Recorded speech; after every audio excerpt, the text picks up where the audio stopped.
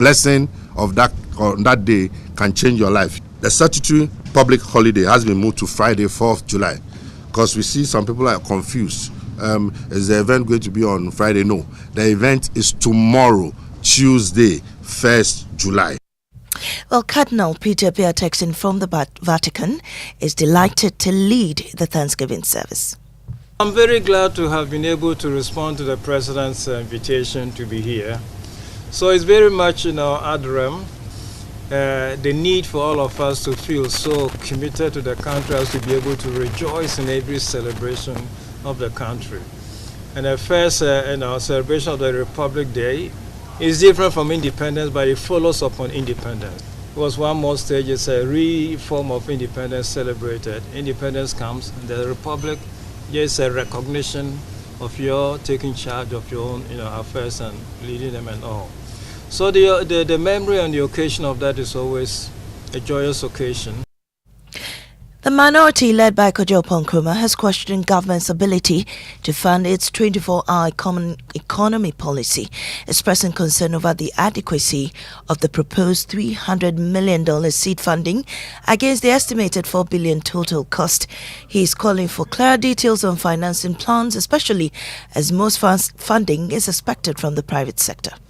Okay, so they are saying they are now going to raise 300 million. Exactly. So they have to explain, is that 300 million loan? Is that 300 million grant? Is that 300 million FDI? Or they are asking the bank to come in? What is it? Is it equity from the banks or debt from the banks? Mm-hmm. We have to understand all of that. Okay. As of now, we don't understand any of those yet. Because we first need to see the 24-hour economy policy and the programs under it. And then we can make a determination whether or not it is even legislatable. Away from that, government has described as misplaced recent calls by the Ghana Bar Association for President John Mahama to revise the suspension of Chief Justice Gertrude Torkornoo. The GBA reignited debate during a memorial for the 3 slain judges, urging reinstatement in the spirit of reconciliation. But Minister of State for Government Communications Felix Kwakye Fosu says such a decision lies beyond the President's powers. That claim is misplaced. The appeal itself is misplaced. As for criticism of the GBA and their inconsistencies and what appears to be partisan stances over different matters, it is a valid criticism. But the point is that what Mr. Davies and the GBA are asking for is not something that the President can do, because there is no provision in the Constitution for that. At this stage, it is out of the hands of the President. Only the committee that he set up can determine whether the Chief Justice returns to post or not. The President does not have anything to do with it anymore. Well, Public Relations Officer for the Ghana Bar Association, Xavier Kojo, insists it is only an appeal. And as I mentioned, the fact that certain people were removed or proceedings had gone on under 416 in the past, and we didn't raise these issues, does not preclude us from raising it later. It doesn't at all. And as I said, let me reiterate, it's an appeal being made. So the President has the right to say that I won't do what you're asking me to do. But when that appeal, if the President should obey, would make him fault the Constitution, is it one that should be made in the first place? That is why the President has lawyers. This is an appeal being made. If his lawyers advise him that this is not a good thing to do because it will be unconstitutional, so be it. The Criminal Investigations Department of the Ghana Police Service has disclosed that it is investigating a number of individuals suspected to be involved in the Akoto mining saga. The CID has for the past few weeks been interrogating Ashanti Regional Chairman of the New Patriotic Party, Bernard Entry Boisiako, also known as Chairman Wontumi. At a press conference on Monday, Director General of the CID, DCOP Lydia Donko, said Chairman Wontumi is expected to appear before them this week, plus others who are also being investigated.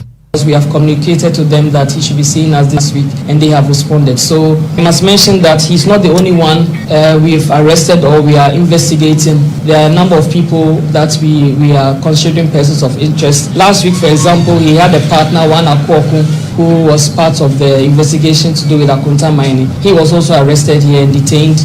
We've taken statements from him and we are continuing with that investigation. So I want to assure you that that particular investigation is actively ongoing, and when we are done, we will definitely inform the public on the final action. A former Calbank CEO has delivered a damning verdict on the Akufo-Addo and Ken Ofori-Atta's economic management, describing it as a disaster. Speaking in an interview with Evans Mensah on PM Express, he felt deeply betrayed by the administration. We are kind of family. Yes. And my first trip to the US, I stayed with Ken. We slept in the same bed. Seeing that his family and you know him, when you look back on his tenure as finance minister, what would your verdict be? Disaster. Disaster. Of course.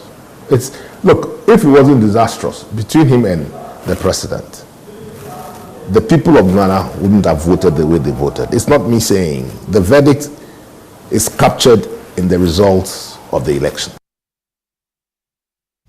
Well, the chairman and co-founder of the Roman Rich School, Frank Edu, says he cannot forgive the former finance minister for taking his and other pensioners' money under the domestic debt exchange program. Why would you do that? Why would you go after pensioners' money? It's one thing that people can never forgive Akufo-Addo and Ken Ofori-Atta for. You lost money. I lost money. Pensioners picketed. The former CJ came to picket with us, but I lost money in the Eurobond. Yeah. You said those who lost money will never forgive Akufo-Addo and Ken. You have never forgiven them. No, I will not. I will not, because I saw them live large. Well, day one of the regional qualifiers of the National Science and Math Quiz saw some claim emphatic victories while others bowed out in disappointment. My colleagues Collins Frimpong and Adobe Asari captured the highs and lows in the Bono and Western regional qualifiers in this report. Our components were like snails if we compare it to Animal Kingdom. They were very slow for us. It's a wrap for day one of the regional qualifiers of the 2025 National Science and Math Quiz. 29 schools battled fiercely in 7 different contests across all 2 regional qualifiers. In the Western region, 3 emerged winners: Archbishop Porter Girls, Amenfiman Senior High, and Takwa Senior High School. We knew victory would be ours at the end, and then God did it. We are very happy we were able to win today. 4 schools from the Bono region have sealed their spots at the Nationals. Brekum Presby Senior High School makes a big comeback after 7 years, while Methodist SHTS ends their second national appearance. There is almost no prospect of detecting the pathogenic nature of PSEC until it is being used in an attack, and that is what we showed there. Notre Dame girls stole the spotlight with a stunning 75 points, the highest of the day, securing their 9th straight qualification.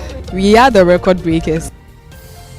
And that's it for the bulletin this morning. I am Amesi Nyamiche Thompson, but congratulations to news editor with the multimedia group Kofi Edudonfe, who has been elected the new Ashanti regional chairperson of the Ghana Journalists Association. Up next is Business on the Super Morning Show.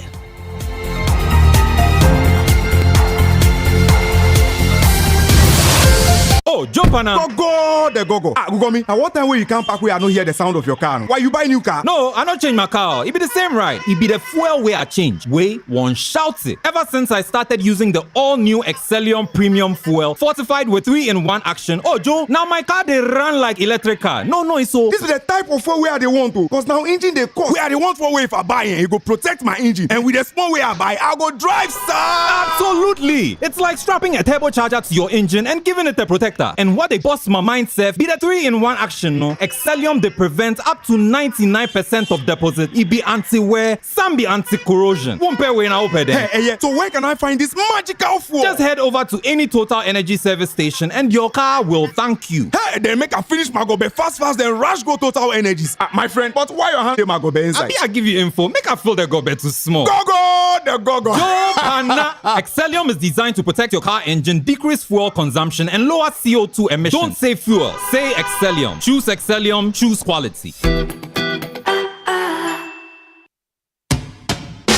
See, your rich auntie gets more from Absa. Your childhood friend gets more from Absa. Your favorite uncle gets more from Absa. Your roommate's cry gets more from Absa. Digital solutions get more from Absa. Rewards be bring get more from Absa. 5-star treatment get more from Absa. Preferential rates get more from Absa. Easy banking and no ane Absa. Instant loans and no ane Absa. Bank papa party and no ane Absa. NTK account and get more from Absa.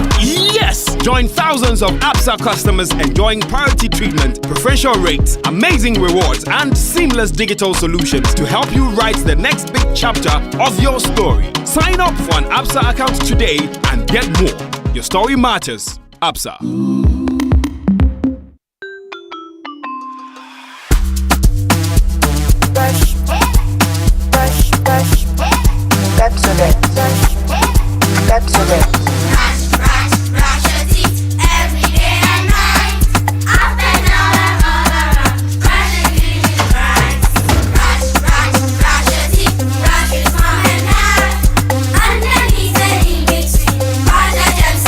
Brushing gets more fun with your kids with the new Pepsodent Kids toothpaste. Give your smiles protection that lasts. Grab yours today from a store near you. This advert is FDA approved. Reliable, check. Comfort, check. Strong, check. Tough, check. Tried and tested, check. Affordable, check. Comes in so many colors and sizes, check. Suitable for domestic and industrial use, check. Choose quality, choose Syntex Tank. Available nationwide and comes with 7-year warranty. And remember, Syntex Tank is a caring brand too. Syntex Tank, a strong, a tough. Day and night, power your life. Steady lights, not a future brighter. Pay small, start today. Find your comfort, the translate way. Doom so now it's thing of the past. Strong solar power built to last. Clean and green for a low price. Don't waste your time, call Translite. The bill go drop when the sun go rise. No more darkness, everybody shine. No wahala, no more stress. Brand new solar, only the best. Charlie, start today. Have your freedom the Translite way. Feel the power in every ray. Fresh energy the Translite way. With Translite Solar FlexiPay, you can get a complete solar power system for as low as 49,000 Ghana cedis. Call us today at 050-424-9229 or 020-654-2454. Translite Solar. Translite Solar. Samsung Kick-Off promo is here. The more the city appreciates, the more we reduce the prices. Double price drop on Samsung LED FHD Smart TVs, UHD Smart 4K TVs, QLED Flat 4K, QLED 8K Neo TVs, and OLED TVs. Deal breaker alert! Buy Samsung OLED 65, 77, or 83 inches and get a free projector plus a whooping discount. Samsung Duracool top and bottom mounted fridge at amazing deals that you don't want to miss. Buy a Samsung 1.5, 2.0 or 2.5 R40 inverter AC and get a free Wi-Fi breaker. Buy bespoke 4-door refrigerator and get a free glass panel. Buy 7 kg, 8 kg and 13 kg Samsung front and top load washing machines for exciting discounts that will make you smile. Rush to Electroland showrooms and authorized dealers across Ghana. Call 050-315-9739. Samsung Kick-Off promo. It's a goal for savings. Welcome back, and thank you very much for staying with us here on the Supermodern Show on Joy 99.7 FM. And the 6 a.m. news was brought to us by Absa Bank Ghana Limited. Your story matters. And then Total Energies. Total, we go the extra mile for you. Coming up is the Joy Business Report brought to us by MNC Properties, a member of MNC Group. MNC Properties Choice of Class and Safari Valley Resort, bringing you closer to nature. And then Omni Basic Bank, not just another bank. Akbafu. Hey, good morning. Good morning. How are you doing? I'm great. People are seeing you in spirit counting money. So they saw me in spirit counting money. Oh yeah. Well, then that's good news. Amen. Amen. Amen. You know, people don't joke with their monies. Listening to Frankie Edu. I listen. Oh, no, talking about Frankie Edu. Listen to him. Okay, just listen to Frankie Edu on Ken Oforiatta and Akufo-Addo. You said those who lost money will never forgive Akufo-Addo and Ken. You have never forgiven them. No, I will not. I will not, because I saw them live large. You saw them live large? Yes, they live large. You know, and so why do you want to live large at the expense of my pension? It's something that should not be trivialized at all. To have a cabinet meeting and decide that in solving the country's debt problems, I'm going to include pensioners. That's dark. Yeah, it was on PM Express last night, and you can understand. Look, Daryl, pensions are naturally very low in this country. Mm-hmm. I do not know. For many of us, okay, when you get your salary, you always would look at everything and you think, oh, that's good. But pause 1 minute.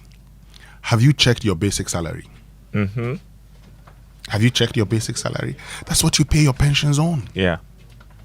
Okay, so that's how come you're going to be paid. And for most people, they're going to be earning about 60% of their basic salary. Ooh. Yes.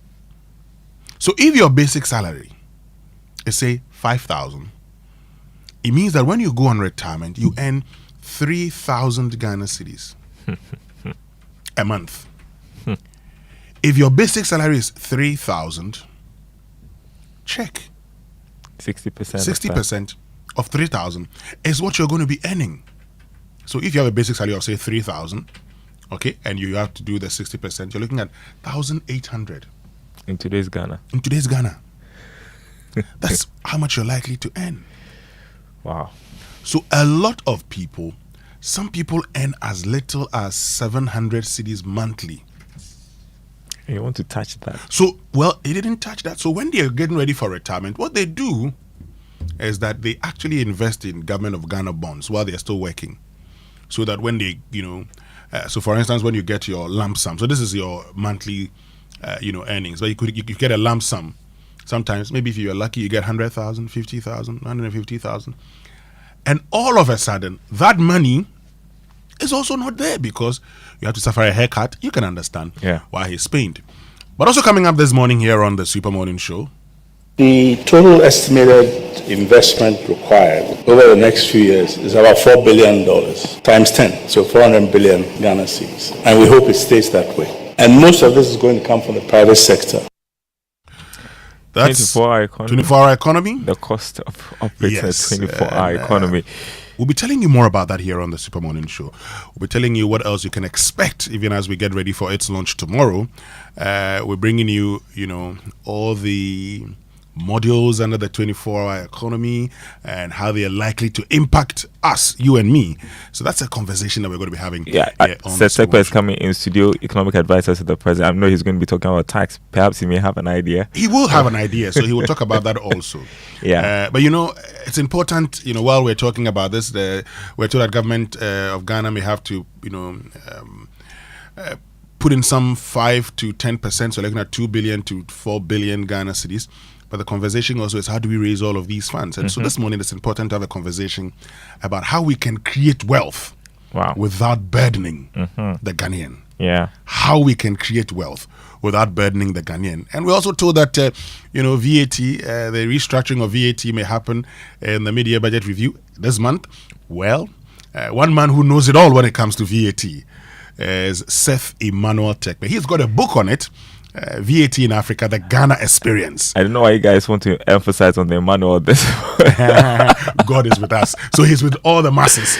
Anyway, so Daryl, that's coming up here on the Super Morning Show. But we need to bring you the trumpet. Oh yeah, who's getting it this morning? Well, we need to celebrate our own, right? Africa World Airlines expanding territory to Ouagadougou. They're launching the first flight today. This morning at 8, and so. Big shout outs to them. We'll be there to cover. But I want to say well done and way to go. But before that, let's say the trumpet is brought to us by ECG. Follow ECG Official on all platforms. Join our vibrant WhatsApp channel and call 0302 611 611 for more information. And so the trumpet goes to the Africa World Airlines trumpets.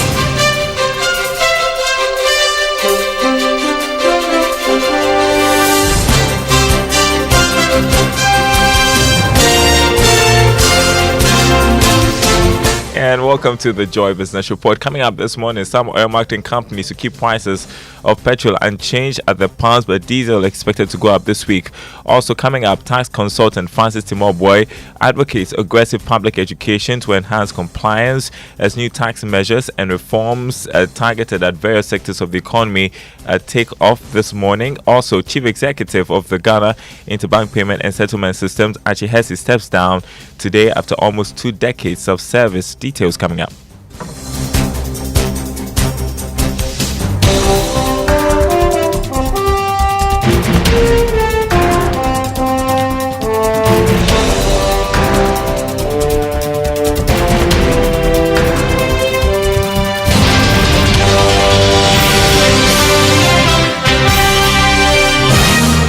My name is Darryl Kwao. Thanks for being with us. Hello to our friends listening from Koforidua on KT Radio.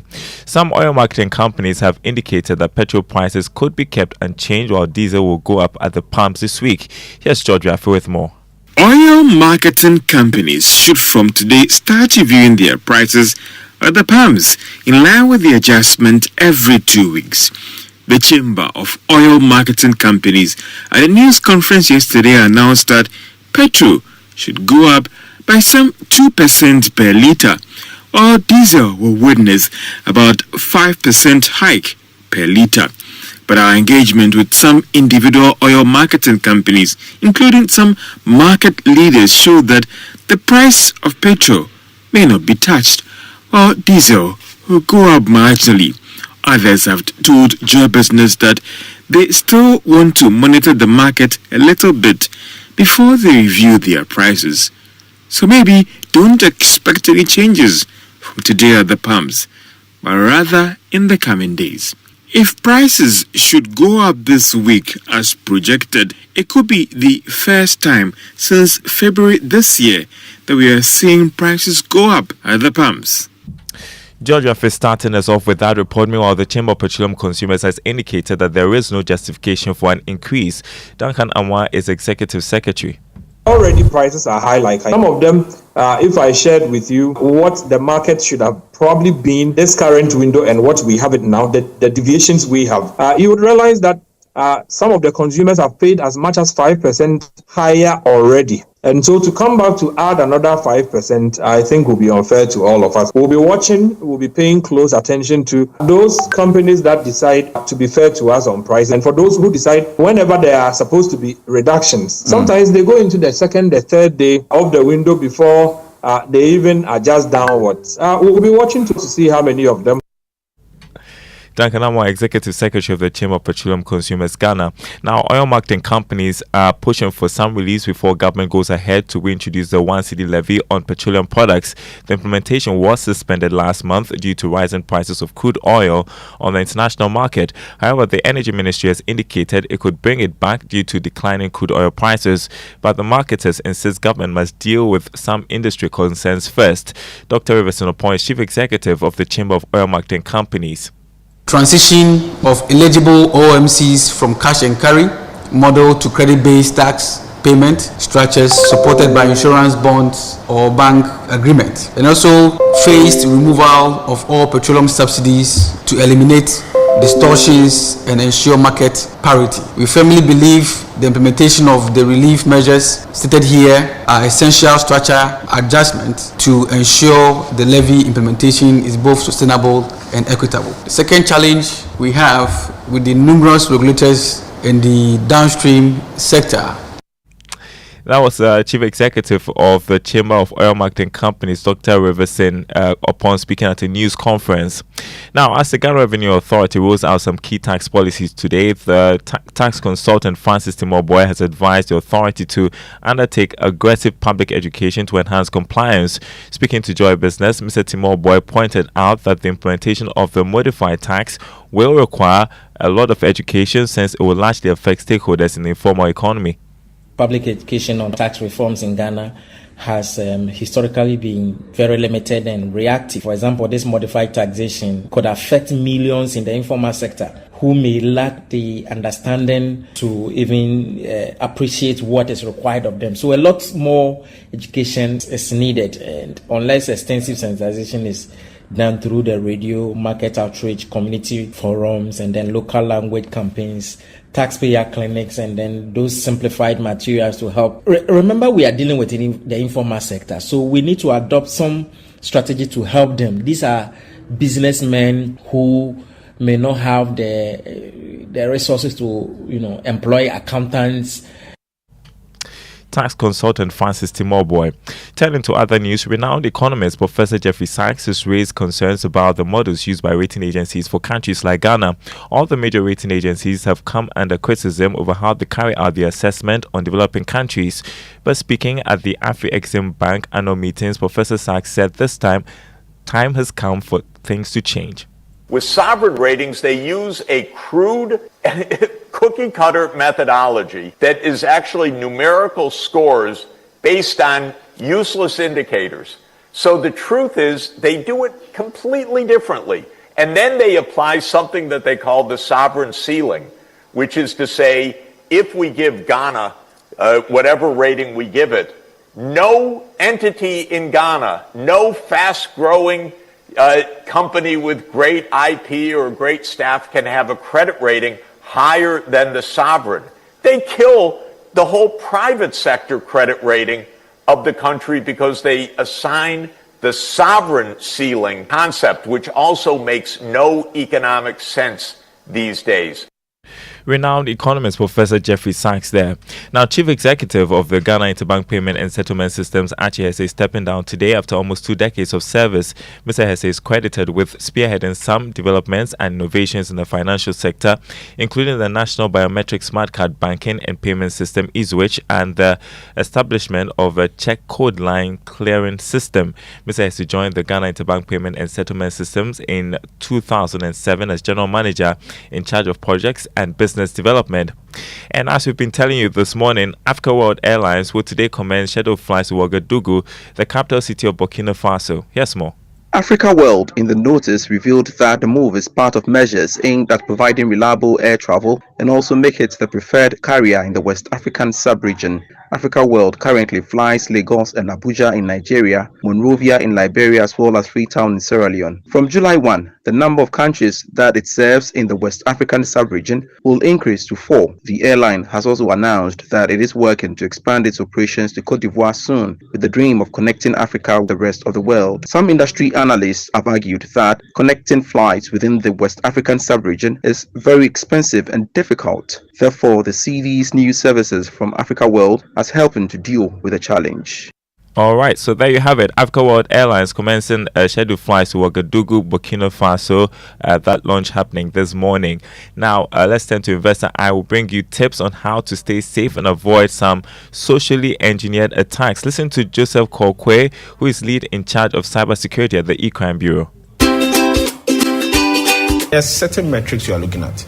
You are looking at historically, what kind of message has this person been sending? So if you contextualize it in that way, then I know the kind of messages you send on a group. This is very inconsistent with things you normally send, right? So on that metric, then I can determine the sender aspect as suspicious. From the sender aspect, you can also look at who is sending it in terms of, again, it comes with history in the sense that, has this person ever sent a message to me before? So if you are dealing with someone who is a one-time sender, normally it also is suspicious, because people of that range are normally attackers who are just targeting as many people as possible, and they want to see who will fall victim to it. But thirdly, in this case of the sender, the beautiful thing about it is you can easily call to verify. So I got a link from you. Are you the one who sent it? I'm saying this because there are cases like where you mentioned where someone's account can be hacked, and then the hacked account is being used to send things. Joseph Kokwe, lead in charge of cybersecurity at E-Crime Bureau. Investor Eye is designed to educate and create awareness on various scams associated with fake investment schemes to protect the public. Next episode on Thursday. Before we go look at the markets, crude oil selling this morning at $66 a barrel after going down marginally from yesterday's trading. Gold going for $3,329 an ounce. Cocoa $9,000 a ton after going up by $79. On the currency market, the dollar going for 12 cedis 50 pesos. That's what some forex bureaus are offering their clients. A British pound 16 cedis 55 pesos. The euro going for 14 cedis 32 pesos. The commercial banks quoting the dollar 10 cedis 35 pesos. More news on our website nigeriaonline.com/business. My name is Darryl Kwao. Thanks for listening. The Super Morning Show continues. Here's Winston. Thank you very much, Darryl. So the CD not performing poorly at all. It's doing well, right? Which means that there's good news when it comes to price of fuel. Oh, we're hearing this morning that some oil marketing companies are staying prices. They don't want to increase yet. But we hear diesel is going up. So let's see what they decide on in the coming days. Let's see how it goes. Okay, let's see how it goes. Anyway, thank you very much, Darryl, which means we can now bring you our inspirational song for today, and is one by Celestine Donko Akofala. All that's right. The comforter. So that's our inspirational song for today. Ooh.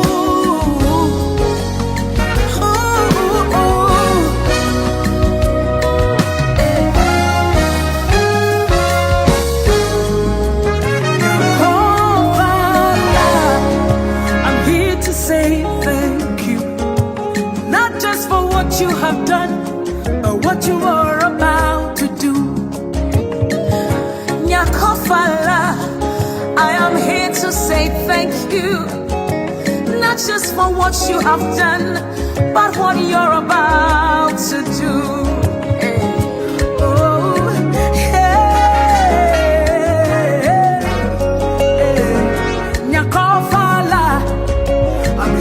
Praise in advance.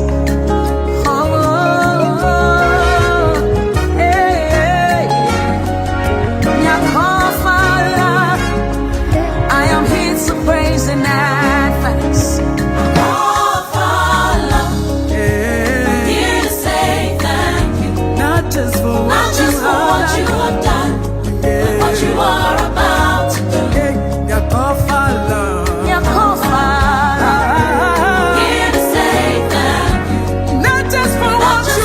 You have done, but what you are about to do.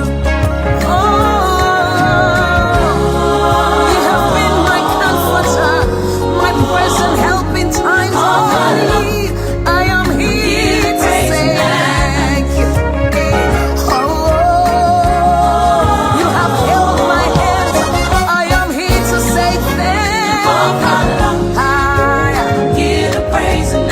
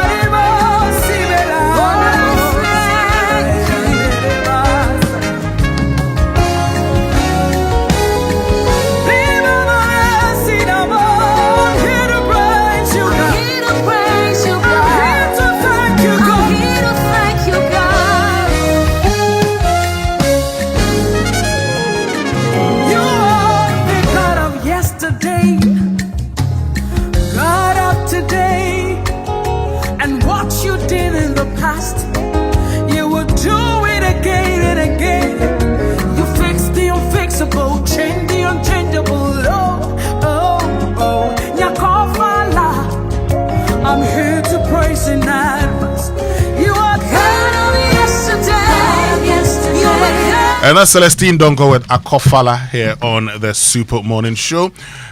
Good morning, blessed Sogah. Good morning. I hope you're doing very well. Yeah, good. Okay. I'm happy that we are a republic. But we've been a republic for the past 65 years, so that's not in doubt. Yeah. Why are you telling us that you're happy just because today is Republic Day? Today is actually the National Day of Prayer and Thanksgiving. Yeah. And so His Eminence Cardinal Peter Appiah Texan is in town to join us. Pray to God Almighty, thanking Him for how far He's brought us. So it's good to be a Ghanaian at this point in time. But what are you grateful to God for? Is something I'd love to know, okay? You can get on to X, use the hashtag JoySMS. Tell us all those beautiful things that God has done for you. What excites you most as a Ghanaian as we mark Republic Day. And in case you are confused and you are sleeping, please get up and go to work, because the holiday is on Friday. Okay. It is not today. That's the most disappointing part of it. So Winston, if you say we should go to work, how do we join the prayer and thanksgiving then? How do you join the prayer and thanksgiving? Yes, we want to join. Prayer and thanksgiving doesn't mean that don't go to work. So you can go to work and join virtually. Work. Okay. Work. Okay. Work. Productivity. Work. You could equally do. You could equally do the prayer at night. Alpha hour maybe. Oh, no, I think it's around 8:30 or so. But I'm happy. But it's all part of it. I'm happy. The whole day is dedicated to prayer. So yeah. So maybe Alpha. Okay, let's get into our Drive Safe campaign. It is brought to us by Joy News and the Multimedia Group, supported by Toyota Superior Quality. Avoid all distractions. Keep both eyes on the road and hands on the steering wheel. Be visible. Drive with your lights on. That's how to ensure your safe arrival. Ready for today's tip? Yes, I am, because yesterday you promised us you're going to give us part 1 and part 2 today. Yes, there's something we usually don't check. You know the wiper fluid? Yeah. Most people don't check it.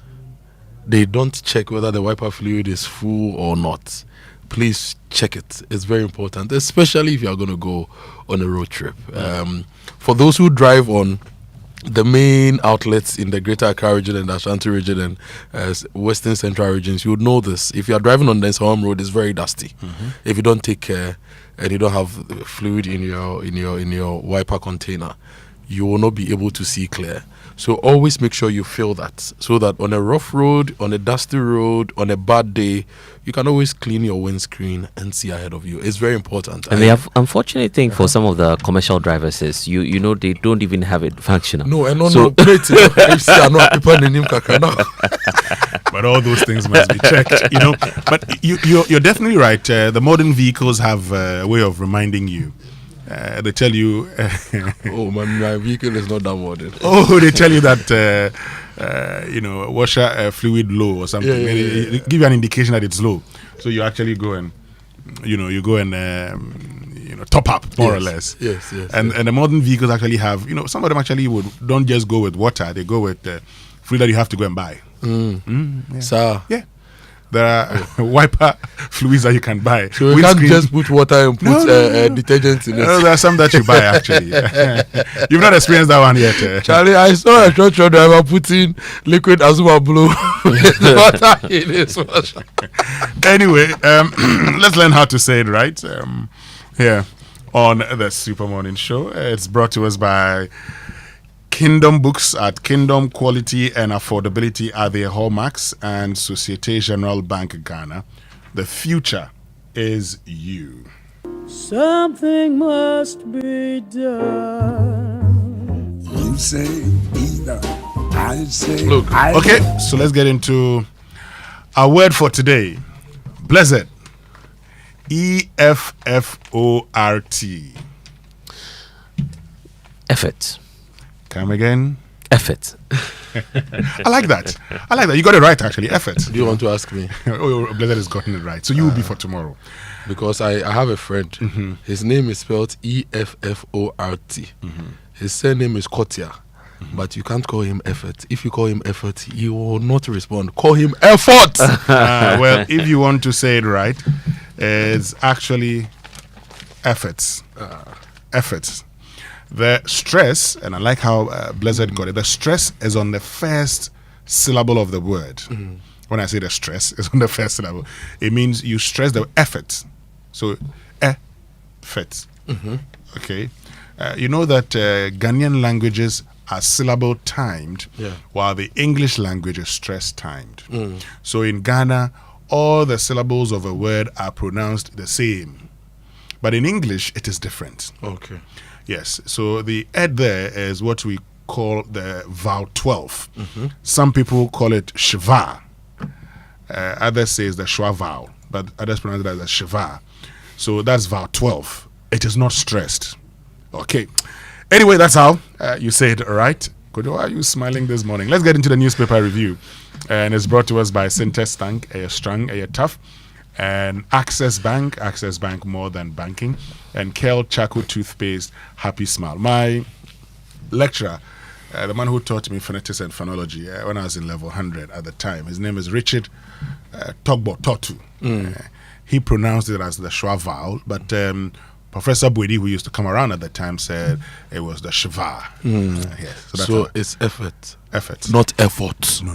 Effort. Good morning. You cannot say. Okay. There's somebody Mark Effort Adade of the Control and Accountants General Department. Let me say good morning to you, Doc. Yes. On that note, the Daily Graphic, Albert Jumfo re-elected GJA president. Other 5 positions have new faces. Ghana marks National Day of Prayer and Thanksgiving today. The story has a photo of a prayerful President John Mahama on the front page of the Daily Graphic. Implement EVAT, IMF recommends. And if you go to the back page of the Daily Graphic, Anti-Galamsey Secretariat opens. NGO donates 150 science manuals to teachers. Daily Guide, police arrest Kofi Juma over 3 stolen cars and granted bail of 500,000 Ghana cedis. 4 Chinese galamseyers arrested with pump action guns and reconsider Justice Tokono's suspension. That's according to the Ghana Bar Association. The National Lotteries Authority is also donating 100,000 Ghana cedis to tidal wave victims. Comes with a picture of the CEO and the Volta Regional Minister James Kunu. So that's some relief to them. And Professor Diajiman replies, G-Tech. It's talking about relief.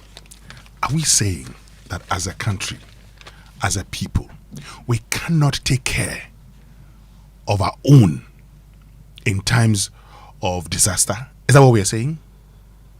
That the country called Ghana, we cannot take care of these people. First of all, these are people who are not supposed to be going through these problems, because we know where they are and should have solved this problem long ago. I do not understand when we treat our own as if they do not matter. Anyway. Let me bring you the BNFT. World Bank provides $360 million to strengthen macroeconomic stability. $370 million awaits IMF board approval. So we have 360. If the IMF approves 370 million, we would have about roughly $730 million injected into the economy. That's good, isn't it? Yes, it is. That's good. Yes, it would further help in the stabilization of the Ghana cedi and appreciation of it. And blended finance to power $4 billion 24-hour economy plan.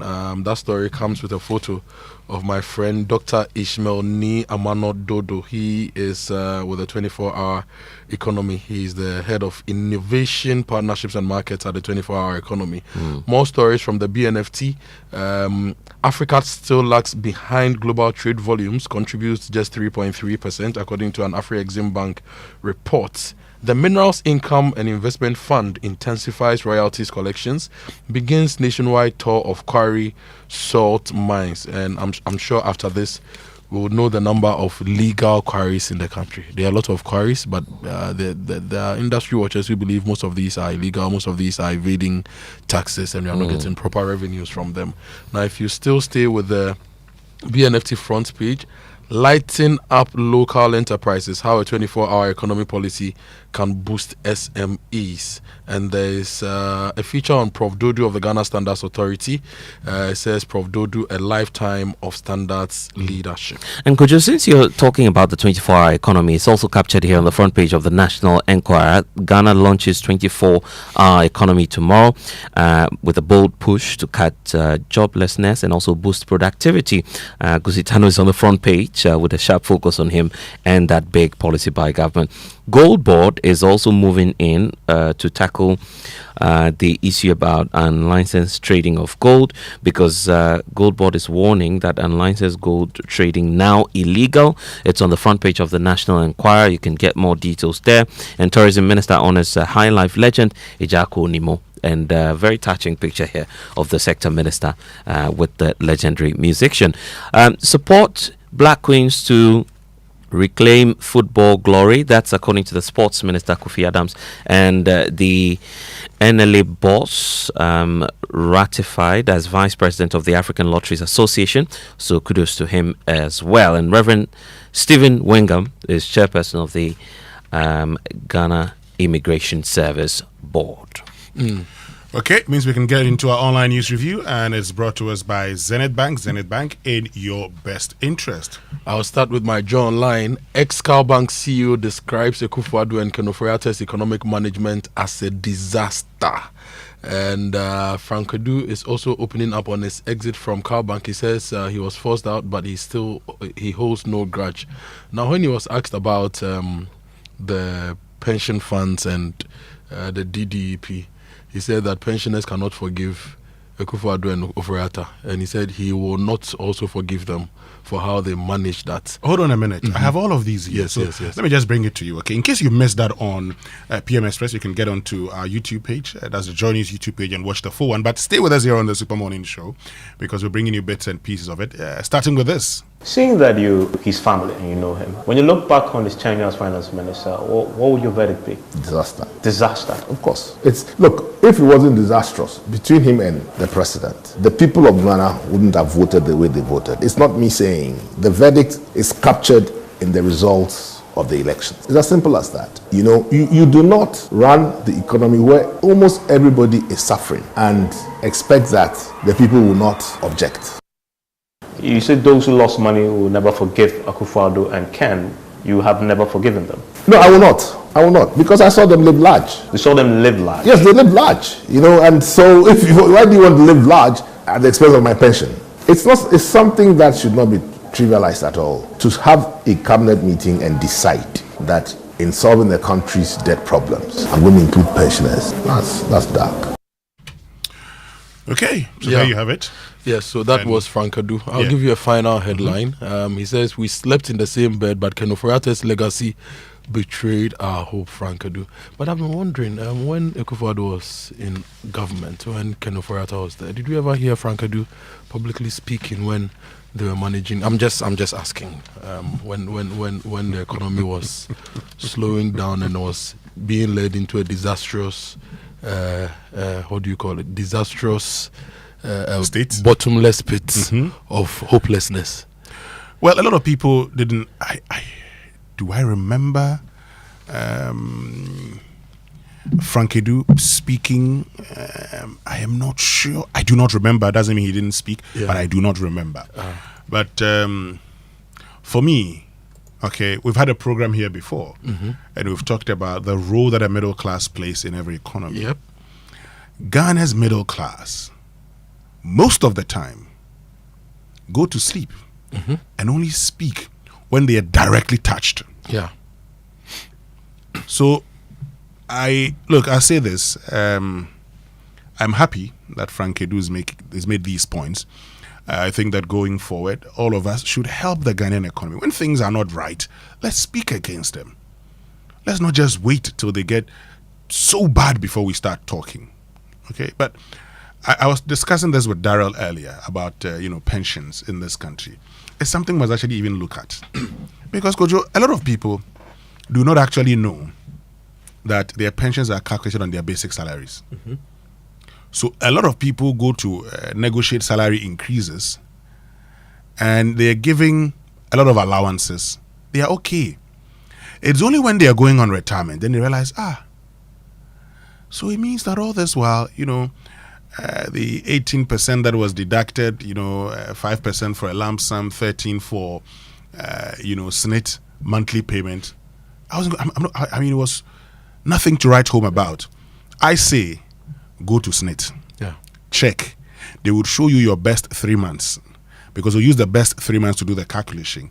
And many people will get about 60% of their basic salaries as their pension package. Yeah. Yeah. So just be careful. Yeah. Go in there and make sure, okay, that you know how much you're earning. Years ago, I realized that I was so comfortable with my salary. But when I went to check my basic salary, I was shocked. My basic salary was less than 50% of what I was earning. Yeah. And so I was just working. Yeah. But it was my pension was in jeopardy. Anyway, so let's check our pensions. And on speaking for the economy and speaking for the people, I think we've all learned lessons over the 60-something years of Ghana being a democracy. And for example, institutions like the Ghana Bar Association, I expect them to be proactive. Ghana Medical Association largely has been proactive over health issues over the past few years. Ghana Institution of Architects, when we talk about the built environment, public infrastructure, for example, we've spent money on Saglemi and all sorts of affordable housing schemes. I expect the Ghana Institution of Architects to speak. If the government is misbehaving, I expect you to speak on your area of expertise. Ghana Institute of Planners, Ghana Institution of Engineers, all these associations and institutions, I see them as the conscience of the society. And they must not sit back and sometimes speak after the fact. But sometimes they must be involved in policy formulation, execution, and critiquing and monitoring and evaluation of our progress. Else, we wait till things go bad and then we come and There's also a challenge about excessive powers that are given to the executive in this country. And I think the Constitutional Review Committee should try and check that, because it doesn't allow dissent to a very large extent, because almost everything in this country is tied to a certain executive regime, right? So you'd find people wanting to shy away until, of course, we go to the polls and they express their views through the polls. So that's been the approach over the years, and I feel that we should be reforming that. Okay. Quickly, let me just do that. I think I said best 3 months. It's supposed to be best 3 years. Best 3 years. Yes, I meant to say best 3 years, not best for the 3 pension months. calculation. Yes, for the pension I calculation. think SNIT actually has the formula for calculating your pensions on their website. Oh, yeah, they do. I saw it a long time ago. I don't know if it's still there. It should be there. They actually send me, for me, every year they send me my statement. So I always have my you should check. statement, and I always will look at it and say, Anyway, let me bring you some other stories. There's a story that interests me here on the front page of the BNFT: blended finance to power $4 billion 24-hour economic plan. And Dr. Ishmael Dodo of the 24-hour economy secretariat says that government plans to mobilize $4 billion for its 24-hour economy. And with a seed capital of $300 million, the government expects to initiate its program under the Fund 24 framework. The remaining 90% is expected to come from private sources through a mix of equity, concessional lending, and innovative instruments such as diaspora bonds. The flagship program aims to promote inclusive growth and job creation by extending economic activity beyond conventional working hours. And Dr. Dodu, head of Innovation, Partnerships and Markets of the 24-hour Economy Secretariat, following a media engagement, told the BNFT that the plan is anchored on 2 financing tracks: enterprise financing for SMEs and infrastructure financing through special purpose vehicles. And I believe that's where institutions like DBG, Ghana Infrastructure Investment Fund, and those others will come in. And he says that the Development Bank Ghana will lead the enterprise finance track, managing a revolving fund worth between $1 billion and $1.5 billion. And this facility will be extended to small and medium scale enterprises with concessional terms, interest rates below 10%, and loan tenors of 3 to 5 years. So I've just been informed that Frank Edu spoke at the or that day under the Baobab Tree event. Oh, nice. That was last year. Nice. At the EcoBank head office. So oh, nice. Last year he spoke about all of these things. Was that where he said that the democracy we are practicing in Ghana doesn't make sense? I'm sure. Yes. Nice. We need consistency. Exactly. From people who know and people who can put the executive in check and bring the rest of the country in sync with development issues and its effects on us. Now, there's another story I'm interested in. It's about the Minerals Income and Investment Fund, and they are going around the country to in a quest to increase royalty receipts from mining companies operating across the country. And one of the areas that I believe they should really put their lenses on is on the quarry industry. Okay. When you travel around the country, you see a lot of quarries. I do. Some of these are practicing and working without licenses. And some of the quarries with licenses, they are understating their revenues and are not paying what is due us. The last time we did some back of the envelope calculation on the value of stones that are mined at the various quarries, we're almost at 700 million USD. 700 million USD. But I'm not sure the GRA collects enough taxes close to that amount of, like, taxes commensurate with the revenues that the quarries are supposed to be generating. And I'm not sure we are getting enough royalties also related to this. And you see communities suffering, and you see people stealing our money. Over 200 quarries in this country. How many of them are legal? How many of them are paying the right taxes? If we want to build Ghana, those are some of the areas we should also be looking for revenue. And you know, one of the excuses by the EPA was that initially they were not an authority, fully fledged to check their operations. Now you have the bill, now you have the certification, you have full authority on yourself to, regulate the market. But this challenge is still persisting, and I think that this is the time for them to move in, not just with, MIF doing their own thing, but it should be very coordinated, a coordinated approach, just as they're doing for the Anti-Illegal Mining Task Force. We could have a similar arrangement with all the royalty-taking institutions coming together and taking much more from it. Because CDD, I believe, was it last year? I believe Winston was the one moderating that conversation, where, of course, the Ford research was done, and it's showing that many of these companies or firms are not giving their due to the communities where they operate. So it's a big challenge for us to check. And there's a story on the graphic on the graphic website. 4.8 million live in substandard conditions. This is the urban slum crisis, and the story says 30.8%. Let's say a third of people living in urban areas are living in slum conditions. They don't have adequate housing, they don't have sanitation, limited access to basic services. This is according to a new report by the Ghana Statistical Services. And the findings drawn from the 2021 Population and Housing Census highlight severe disparities in living standards, with the northern, Savannah and Oti regions bearing the brunt of the crisis. And when it comes to urban slums and informal settlement, Winston, sometimes you buy stuff in traffic, right? Yeah, once a while. You buy some snacks, you buy water. These people live in slums. They don't have access to proper toilets. Right. Some of them will just go and use the bush, not even have water to wash their hands, and come and sell you water. So even our healthcare is based on the on proper housing. If you provided proper housing and fix a lot of these issues, some of these communicable diseases and other things could be prevented. Great. It means we can go for the BBC News now, and that is brought to us by Fidelity Bank. Fidelity Bank, believe with us. Thank you. Diabetes in Pakistan, a nation's struggle. Thursday at 1:30 and 8:30 GMT.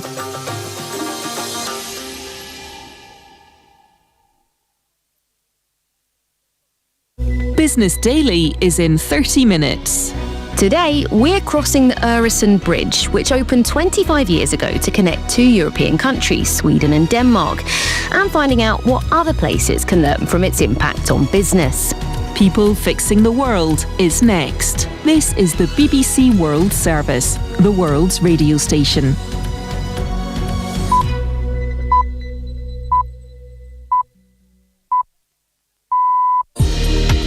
Is there a better way to get people out of poverty?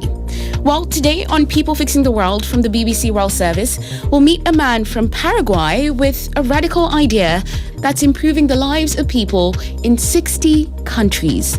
Giving money away is definitely not a solution for poverty, because you have to ask them, why are they in this situation in the first place? We'll hear more about this project and meet some individuals whose lives have been transformed with new roads, higher incomes, and even better teeth. I can see myself, I am very proud, and I can see a full smile, and obviously I feel a lot better. I'm Myra Anubi, and I'll have more about this simple but impactful way of getting people out of poverty on People Fixing the World right after the BBC News.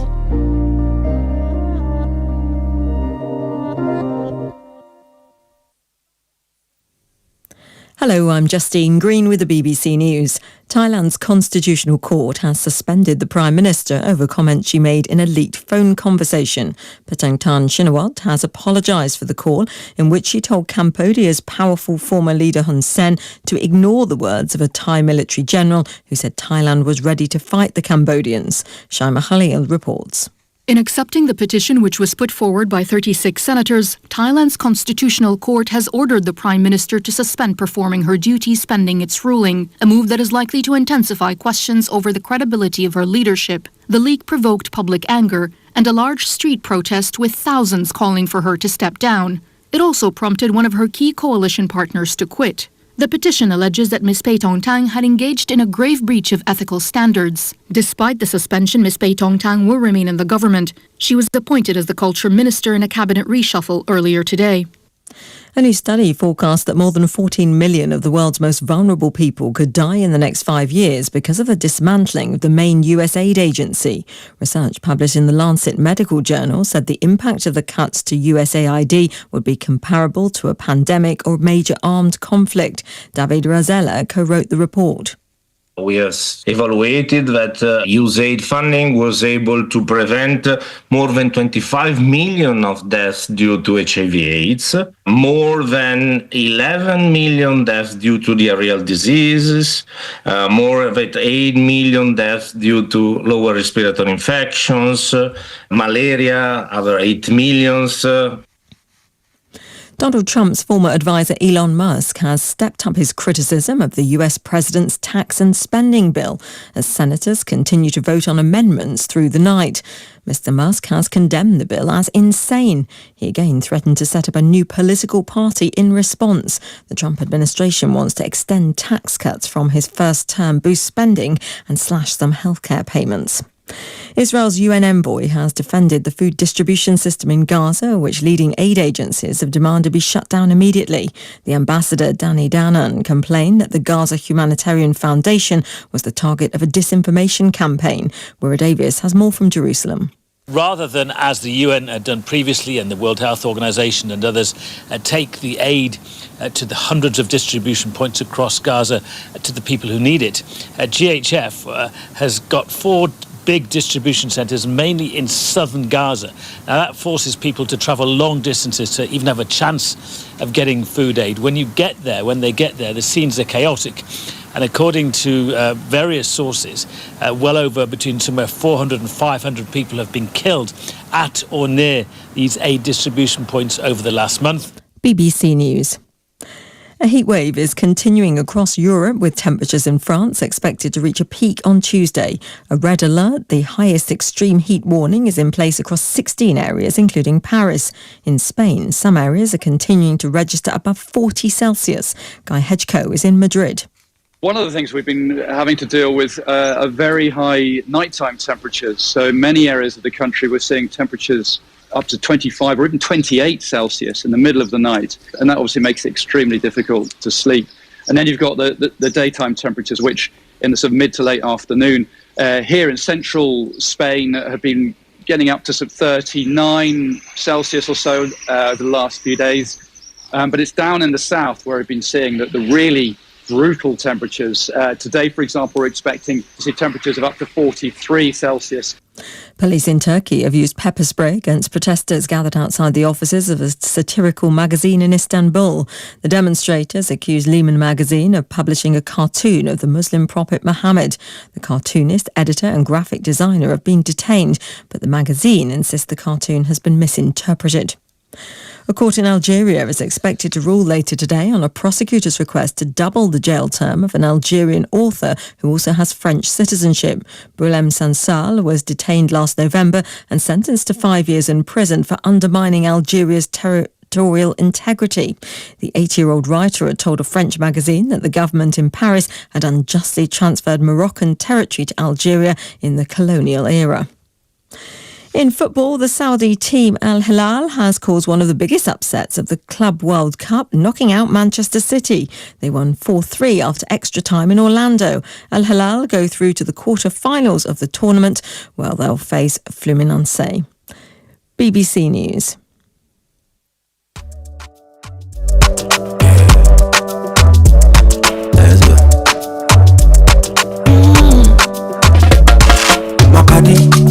Wake up in the morning and you know the money calling. Oh, you go work, but you know it's out on your side. If I believe with us, if I hold my hand and believe, cause you know it's out on your side. And when you dream, no say I live by you. And when you hustle every day, many wanna go. Anything you do, I live for you. If I believe I did your side, fidelity. If I believe with us, fidelity. If I know I did your side, fidelity.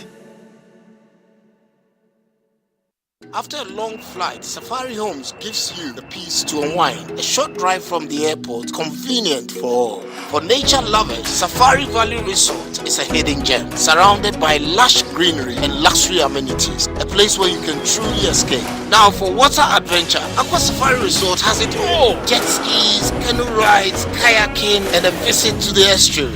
And for more excitement, Safari Eco Park is the perfect place to get closer to some amazing animals. Visit Safari World in Ghana, together bringing you closer to nature.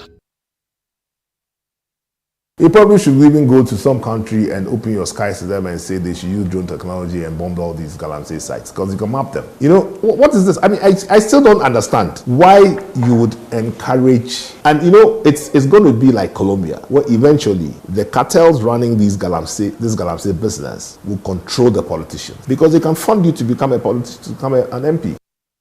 For decades, we have helped businesses connect with their trade partners all over the globe. From Ghana to Burkina Faso, Côte d'Ivoire, Benin, Togo, Senegal, China, Morocco, France, Netherlands, and many other countries. We have made it possible to bring Ghana to the world. We have brought small and medium businesses closer to their customers across the regions in Ghana with our SME support facilities. We have brought relief and smiles to the faces of families with our employee personal loans. With our cutting-edge technology and digital support, we take the burden of complex thinking off you, making life simple. That is who we are, as close as a partner. Bank of Africa. We are indeed the African bank with the global reach. Do you suspect you didn't get the right amount of fuel? Do you have issues about the quality of fuel you bought?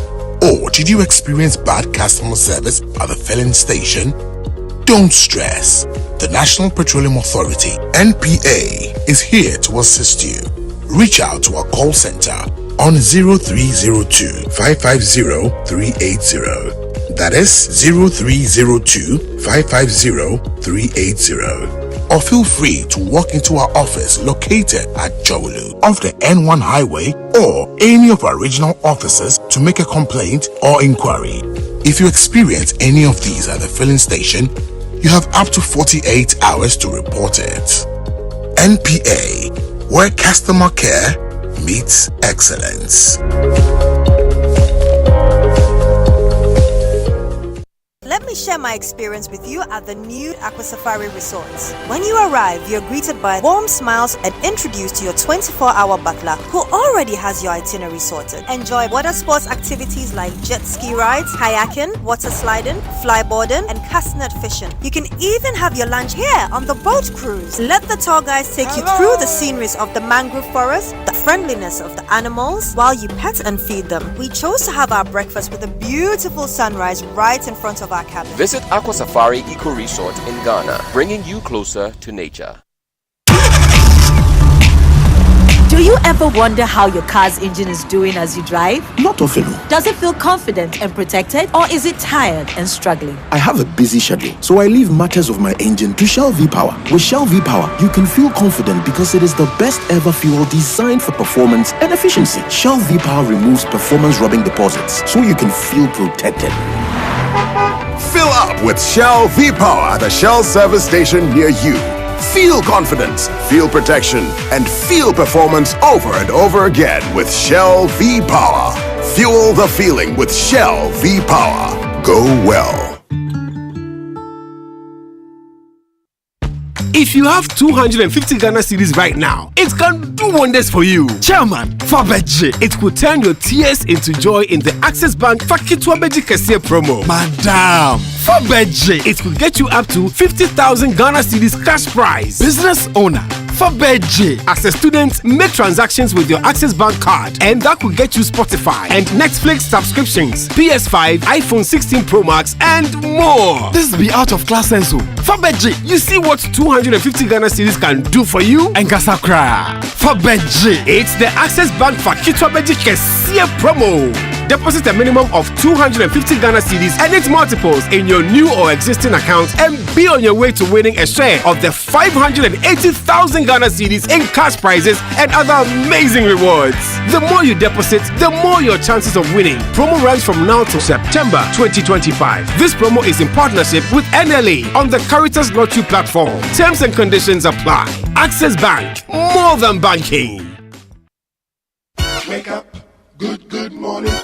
Good morning.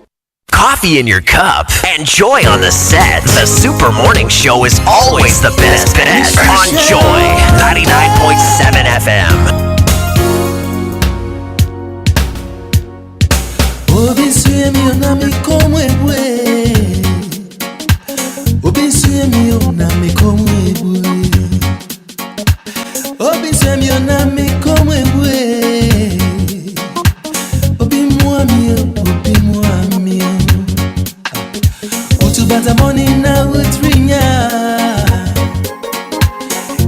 Debia na woso miema Diopa mosu onia omreya Debia na wudi America Obi man baby mami fa meeting to her My friend me upia Mi peso nyuka kradia gumi minwe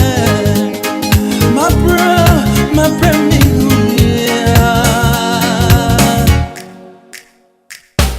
Don't bet me on me, oh, she's me. Oh, don't bet me on me, oh, she's me. Oh, be more me on me, oh, you're me. Oh, do. You don't want to see a pussy can seem to. Oh, do, maybe, na me so maybe. Adia besana to me a dream ebo Ain't me come kodana made me so me atar me bobi Me don't throw my baby me away Baby me away Although you baby me away Baby me away Me don't throw my baby me straight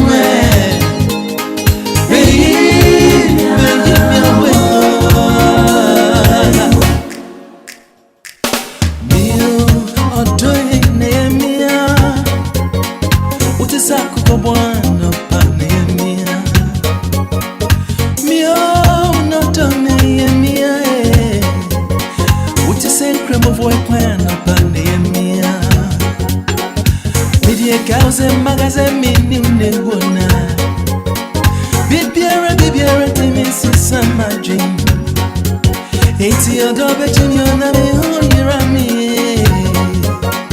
Hot double junior na me on me Me don't show my baby me away Baby me away Although you baby me away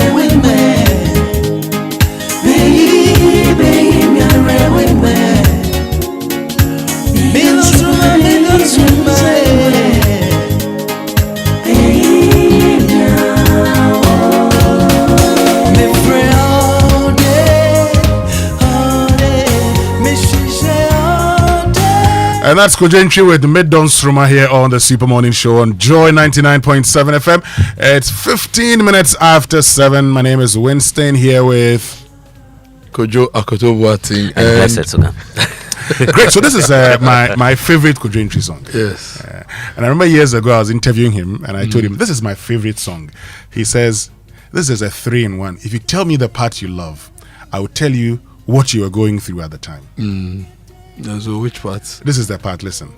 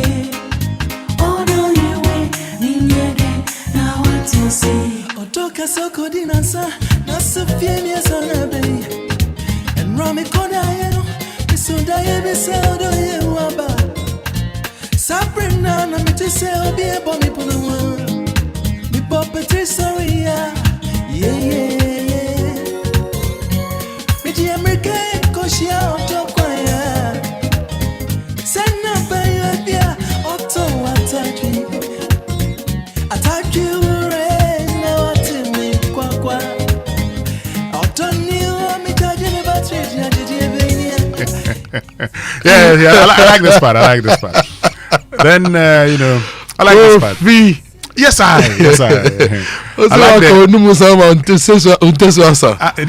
like the Ataji rapper too.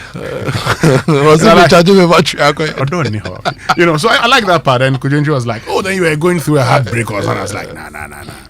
Or you're trying to woo someone. You're trying to convince someone. Heartbreak, I am sure I wasn't going through. Trying to convince someone, maybe. Yeah. Pastor, you say no. It's you. Oh, and yeah, Brenkwa. So yeah, that's my favorite Kojo song. And you know, I like that part. As for that Lumba, I like the Sunya Kasa. Yeah. And can someone move it? Anyway, still live here on the Super Morning Show. Yes. It's National Day of Prayer and Thanksgiving. And we're grateful to God for how far He's brought us. We can see Togo up in flames. Fortunately for us as a country, we've gone through a peaceful election since 1992. We've handed over from one party to another, and it feels like the democracy we're enjoying today, I mean, may have its own challenges, but at least Ghanaians appreciate that if they're angry with the government, they just have to speak. If the government is preventing them from speaking, they would wait patiently, and during an election, speak with their thumb. Okay. So and today is National Thanksgiving Day. We still want to know from you what you are thankful for. Sure. What are you thankful for today? What are you thankful for today? You can share with us on WhatsApp 05511119997 or on social media #JoySMS. We want to know what you are thankful for, and let's share. You know, life cannot always be how you want it. You cannot always get what you want and what you need, but there's something you are definitely thankful for. Share, let it inspire all of us, and let's work together to build the Ghana we want. Exactly, and talking about building the Ghana that we all want, the total estimated investment required over the next few years is about $4 billion times 10, so 400 billion Ghana cedis, and we hope it stays that way. And most of this is going to come from the private sector. Of the investment that we're expecting, only about 4 or 5% will come from government by way of stimulating the private sector through the bulk infrastructure that will be provided by GIF, most of which will be just government seed money, and then the private sector will come in. The Volta Economic Corridor, 10 kilometers here, 10 kilometers here is 8 million hectares. That's more than 20 million acres. If you net out the forest reserves, you have 4 million hectares. Our target in the next few years is to develop 2 million of those hectares in agroecological parks, double a lot of our production in maize, millet, soybean, groundnuts, rice. And that's Guzi Tano, who's head of the 24-hour Economy Secretariat.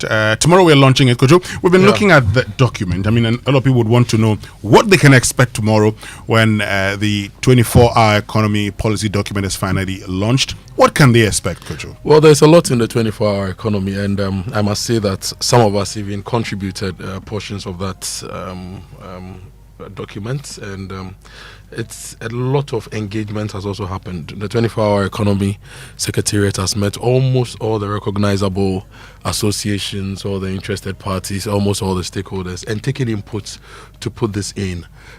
Yesterday someone was asking, is it really necessary? Yes, it is necessary that we have a 24-hour economy. Is it going to shape the way we do things? Yes, it is going to shape the way we do things. The most important part is execution. Just about any other thing that we've wanted to do in this country, the ideas are always very smart, but the execution is what usually lacks. And for the 24-hour economy, you should expect the Grow 24, which is for expanded and efficient agric production. So Grow 24 will concentrate on agric production and efficient agric production. There's the Make 24, which is an expanded manufacturing industry. Right? You know, yesterday when we were talking about the visit of the Indian PM, we were saying two things we can take from him. How they've expanded and efficiently developed the agric sector, and how they've also expanded manufacturing from the small, medium scale to large scale manufacturing. What lessons, what smart advice can he give us to turn it around? And then there's the Build 24. a very, very important part of the 24-hour economy for a self-reliant, value-driven construction sector that fuels transformation. Now, if you look at the Grow 24, for example, I always argue that agric is 60 to 70% infrastructure. Because, Winston, before you started that your piggery, you had to put up the infrastructure, right? Sharp. If there was no road to your piggery, you would build your road. Exactly. You've built your water system, your own borehole, and put up a tank, which has, and it's all infrastructure. Yeah. You will extend electricity, importantly, housing for your staff. Yeah. So, Build 24 will then complement stuff like Grow 24 and Make 24, because for manufacturing, you need the factories to be built. You need the logistics systems. You need the road access to transport raw material to industry and then finished goods to the markets and consumers. So that's also one of the key things. There's also Show 24, to organize and elevate the creative community. And that's actually very big. Last week, there was an announcement by the British government that some £40 million was going to be given to the creative sector to develop key aspects of the creative sector. The target is even to support their artists to go on tour and capture as much content from the world. Ed Sheeran was in India recently. He did this beautiful song, is it Sapphire or something, with an Indian act, and it's blowing big time. You think that it's Ed Sheeran making money, but the British economy is going to benefit big time from that. So there's also Show 24 that is going to be done, and there's Connect 24 for domestic supply, export competitiveness, and reduced inflation. You remember what David Dote said, right? Yeah. When it comes to food, if I'm transporting, say, yam from Nandikrum in Doti region, somebody farms like 15 kilometers in the bush, and Aboboya will go in there to bring that yam to the market. Somebody then drives to go and aggregate all the yam, puts it in a truck. That truck drives either through the Nkwanta Road or through Dambai by using the ferry, and drives all the way to Accra. When it gets to Accra, we break the bulk. Some trucks will take some to Makola, Adenta, all those places. And even after breaking that bulk, other vehicles will go and take and bring it closer to you. So in the end, if yam was 5 cities, if you add all the margins, transportation, all those things, the thing becomes like 20 cities. So there's that aspect of the 24-hour economy as well that we should be expecting and diving deep into. But I think what interests Winston the most is a Fund 24. Yeah. Where the money is mentioned, and where Dr. Ishmael Dodo tried to explain that we are looking for a base funding of about $4 billion. That's what the government intends to mobilize.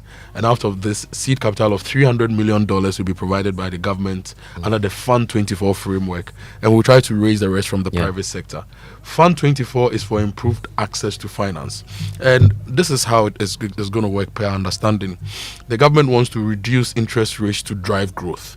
If you go to any bank right now to look for money, what's the interest rate right now?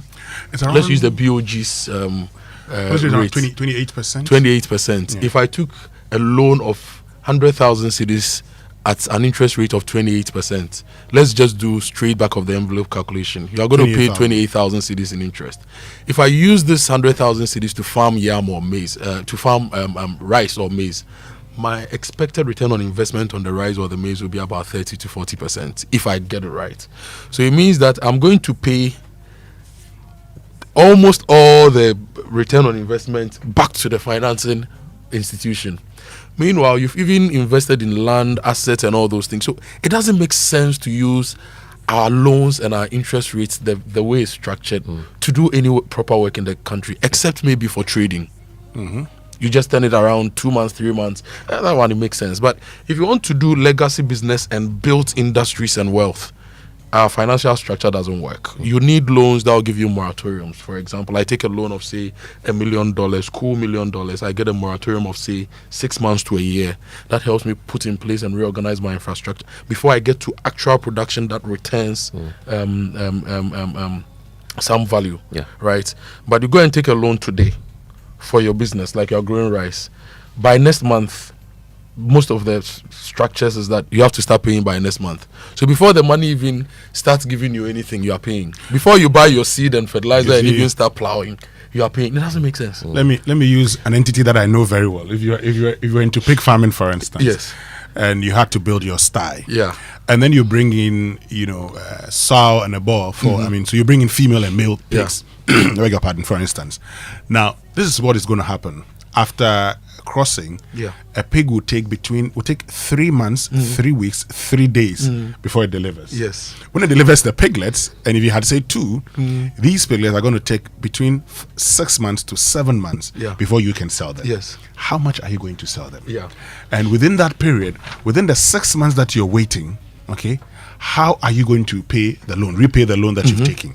That in itself tells you that a lot of the time, what we do, and the challenge is that most of the banks that will give you loans at less than even 10%, they actually want to see some sale. Yeah. So you should have evidence of 3 years of audited accounts. Well, they tell you revenue, 6 months, but you cannot make revenue in such a short time, and that's where the challenge is. So, I am happy, but we need to get into this. Yes. And in fact, I feel that there are more questions also on the funding. Yeah. The Fund 24 will suffer a major setback if you're looking at the face value, because from what Guzitano was telling us, it appears that pledges alone are outweighing government seed fund, and these pledges we do not know if indeed they will translate into true commitment. But if you do the tabulation, clearly there would be a shortfall of some 1.5 plus million United States dollars in terms of funding or supporting the 24-hour economy. Now, government has to provide us with much more details as to how they plan to plug that hole, because if you don't have that, then obviously the policy is not off the ground, because you say you need 4 billion. Now, aside the 4 billion, you have the issue of the capital flight as well, which is going to face government or stare government in the face. After the investments, and when you have majority of the investments coming from the private sector, a private bank would definitely want to repatriate its funds. Yeah. So what plans do we have to insulate ourselves from being ripped off? Yes, because you'd give all the incentives, you give all the stimulus into the system, but what do you get in return? And I think that's where, of course, government should be providing us with some much more answers. Indeed. So I've given you 6 of the models, right? There's also Aspire 24 and Go 24. Okay. And those are some of the models, and it will be launched tomorrow. This week we'll be putting a lot of energy into the 24-hour economy to let you know how you can benefit. And in fact, we also want to punch holes and ensure that it doesn't end up like almost all the grant schemes we've launched in this country that were not executed properly. We've had grant schemes. Look, for me, almost everything we've launched in this country was great. 1 district, 1 factory. 1 village, 1 dam. You see, 1 whatever. They were all great, but we just messed them up in grand style. I will make this point. There's enough research in, that existing companies create between 60 to 80% of new jobs. Yeah. When it comes to business retention and expansion, there's a lot of research. Some put it at 60, some at 70, some at 80. So we say between 60% to 80% of new jobs are created by existing companies. Yesterday I talked about Kasaprekun. It will be important, for instance. I always insist that the government of Ghana should be assisting indigenous Ghanaian companies to expand. Electrochem produces salt. Nigeria consumes a lot of salt. I just realized that Pakistan, they've been checking Nigeria's salt consumption. If Electrochem produces 1 million metric tons of salt annually, if we're able to expand it to 2 million metric tons of salt, then Electrochem can then go out there, export to other countries, get money, bring it into this country. When they're expanding, the only thing they will do is that they would employ more Ghanaians. So companies like in Agri, Cotton Web Link, Yedent Agro, New Age Agric, you mentioned all these companies, they're already in the system. Supported. So we need to target them, and that's something I've also seen in our stakeholder engagements. They invited all of us to come. The government wants to support existing businesses expand. That's and these businesses will handhold small, medium-scale businesses and help them to play in the ecosystem so that they also grow. And we need to really push the government to execute the 24-hour economy and do it right. It must not end up like any of the others we've seen so far. Exactly, Kojo. Well, Ghana, let's talk water tanks, and I'm sure you know the real secret to water storage. You know, it's simple. If your tank doesn't have the tortoise on it, then it's not the correct tank. So, the tortoise tank, Syntex tank, is the champion of water tanks. It's strong and durable and built to handle our Ghanaian weather, rain or shine. Syntex tank has your back. So, my people, go outside, check your tank, and if it doesn't have a tortoise on it, then it's time to upgrade. Join the Syntex family today and enjoy water storage that's tough like a tortoise. Call 0244335168 to buy now or find more, or find any one of our 400 agents nationwide. You can also shop online at syntexgh.com. Syntex tank, you're strong, you're tough. Sammy, I want to, did I say Sammy?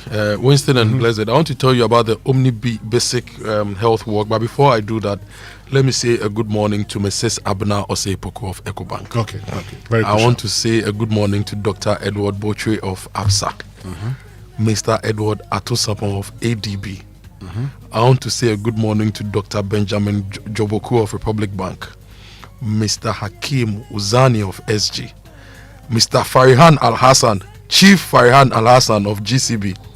You know why I'm mentioning their names? Tell me more about these men, among other men and women, have been behind the multimedia brand for over 30 years. For the 30 years we've existed, they've ensured we've had business. They've ensured they've given us feedback. They've been partners for growth for the business. And as we celebrate our 30th, I want to say a good morning to all of them. To my friend, Philip Otimensa, Mr. Philip Otimensa, a.k.a. Akwadanyame. Philip Otimensa, good morning to you. MD of UMB. Hey, Mr. Philip Otimensa. And then also to Mr. Daniel Asiedu, MD of Omni Basic Bank. Good morning to you. And on that, the 8th edition of the Omni Basic Bank Health Walk comes off at the University of Ghana Sports Stadium on Saturday, June 28 at 5:30 a.m. Join us for fitness, fun, and networking. And if you need further information, it's 030-708-6000. Just call that number, and we'll give you all that information. Omni Basic Bank, not just another bank. And if you get the cash, unfortunately, it's not a holiday, but you're planning certainly that this weekend you might want to step out to experience the ultimate waterfront gateway at Accor Safari. Relax in style and comfort, and let some soothing sounds nurture and rejuvenate your soul. So come with the best and visit the best resort in Ghana, from luxurious rooms and also suites to exciting water sports as well as outdoor activities. The stay packages are indeed designed to provide you with that unforgettable experience at the serene bank of the Volta River at Big Adan. So all you need to do, if you're looking for that vacation destination or the perfect riverfront venue for your conference, your only option should be Accor Safari. So 0800-110-190 is the number to call, and also you can reach them on 0540-110-190. And Kingdom Books and Stationery Limited, your number one supplier of quality office essentials, equipment, and furniture at affordable prices, is introducing an online store for your shopping convenience, which means you can now shop by simply logging on to kingdomstoreonline.com without physically coming to any of their branches. It's hassle-free, and they will arrange delivery to your home and office within a reasonable time. They offer free delivery within Accra and Tema and accept payment via Momo across all networks. Terms and conditions have applied. At Kingdom, quality and affordability are their hallmarks. We have to launch a West Africa 24 economy. Yes, we have to launch a West Africa. That won't be bad at all. Imagine going to Ouagadougou to eat acheke. On board hour. On board hour. You know, hour is launching their Ouagadougou flights today. Oh yeah. Yes. So from today you can fly to Ouaga. Yes, we are there. Joy Business is there. Yes. I'm monitoring every bit of it. I want to be one of the first persons. Of course, I'm not flying today. But subsequently, Samir Adami, you can take a quick trip. I want to be one of the first persons. Okay. Yes. And Samir Adami is nodded, which means that if you don't see me here tomorrow, it means I'm en route to Ouagadougou. Yes, this is to go and say good morning to Captain Ibrahim Traore. For those of you who used to travel to Abidjan and drive to Ouaga, now you can drive fly straight to Ouaga and do your business. Sharp. With our Sharp. Asset. Sharp. West Africa 24. By Ghana. Led by Ghana. Africa World Airlines. Champion battle. Straight. And let me tell you about the Faketwa Beji Kesia promo by Access Bank. If you deposit a minimum of 250 cedis into your new or existing Access Bank current or savings account, and you increase it to 500 or more, you qualify for a draw. If you're a youth customer and you spend 500 cedis or more with any Access Visa card, you qualify for a reward. And the more you deposit, the higher your chances of winning. There is a whole pot of 500,000 cedis in cash that you can win from. And there are amazing rewards like PS5s, iPhone 16s, Chromebooks, and so much more in 4 monthly mini draws and 2 mega draws. So join the Fakitwa Beji Kesia promo running from now till September 2025 in partnership with the NLA on the Caritas Lottery platform. Terms and conditions apply. So, Kojo, life is moving on really fast, and so should your insurance too, because with the Glyco Life app, managing your life policy is now as easy as checking your socials, track your policy, payment plans and premiums, submit claims, and also download documents all on your phone, anytime and anywhere. No queues at all, no paperwork, no stress. Just tap, scroll, and you're sorted. So download the Glyco Life app now on the Play Store or the App Store. Glyco, we cushion you for life. Well, so we know it's media already, and so wondering where to hold your media review and planning sessions or staff retreats to turbocharge your team for the second half. It's very, very crucial in Samuel Adams' voice. Going, heaven knows where we are going. Safari Valley. There's only one venue, and that's Safari Valley Resort. So think of the green, serene environment, accessibility, meeting room capacity flow, and layout of space, room flexibility, quality of equipment, staff, and first-class catering services. Then Safari Valley Resort is your first choice. In fact, it's your only choice.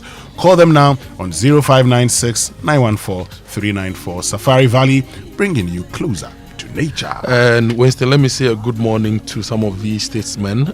Rear Admiral Ohenukapong. I think he was the first black commander of the Ghana Navy. Mm-hmm. Yes, they are statesmen like that who are there, who are in the system, encouraging and mentoring people. So I'm saying a good morning to him, and I want to say a good morning to Esi Ansa as well. Okay. She and her friends formed the Association of Ghana's Elders. Older people, retired with a lot of experience, who need company, who need also to be brought, into the public space and also help to age graciously. And they have an association of Ghana's elders. It's called Age Stakeholders Forum coming up, and the theme is strengthening Ghana's silver economy, a collective commitment to the well-being of senior citizens. India Ari once said that when young people talk to old people and old people talk to young people, we become better people all around. So this event is happening today at 9 a.m. It's ending at 2 p.m. at the Christ the King Parish Hall, Accra. So if you want to be a part of this conversation, just go to the Christ the King Parish Hall today and join the old people so that we become better people all around. And if you are driving there, make sure you get a Total Excellium from Total Energies. It gives you 3-in-1 power. It cleans your engine, it extends life, it lowers your fuel consumption, and it's a great fuel all around and makes your driving experience great. You will drive, so experience the difference with Total Energies Excellium new formula. Choose Excellium, choose quality. And M&C Properties, your home ownership partner, offers you affordable houses under the Fresh Property Joy, property management services, and also sale of litigation free land. So take advantage of the premium listing websites to advertise and also rent and sell your properties. Your smooth journey to home ownership will start there. So speak to them, 0302 551 917. M&C Properties, choice of class. And looking for a vehicle that aligns with your ambition, then the Toyota Starlet, sold by Toyota Ghana Company Limited, should be your preferred choice for a comfortable drive, okay? It's designed for those who crave beauty, performance, and safety.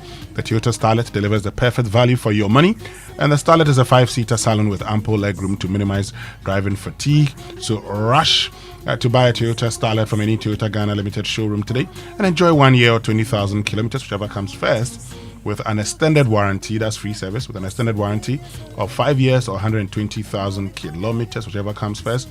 Call Toyota Ghana Company Limited on 0302 42980125 For further information, terms and conditions apply. Ghana drives Toyota Star. Kofi, I'd like to say a few other good mornings. Do I have your permission to do that? Yes. I take it. I take it. I take that permission without your permit. Just in a minute. Okay, so let me say good morning to the MD of Bank of Africa. He recently celebrated his birthday, right? Kofi, remember? Mr. Abdurrahman Belbashir. Good morning to you. Also to Mr. Olumude Olatunji of Access Bank. How are you, Oga? I hope everything is well.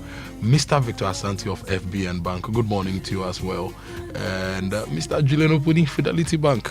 I once sang Obiba J. Kefao. You know his name is Julian K. Opuni. It took us way back. Mr. Opuni, good morning to you as well. Mr. Odunfa of First Atlantic Bank. Mr. Warren Adams of First National Bank. Mr. Thomas Atta-John, GT Bank. Mr. Bernard JB, Prudential Bank MD, a.k.a. Akres Benzo. Good morning to you, Benzo. Mr. Henry of Zenith Bank, the MD of Zenith Bank. Yes, Oga, good morning to you. Mansa Nete of Standard Chartered, good morning to you. Kwame Nasmening of Stanbic Bank, good morning to you as well, Mr. Kwame Nasmening. Dr. Dolly Rura Zakaria of NIB, Mr. Carl Selassie Assem of Carl Bank, and Mr. Moloko of UBA Bank. Good morning to you. I hope you guys are also well. And thank you so much for being great partners of the Multimedia Group as we celebrate our 30 years. We want to show appreciation to you. God bless you.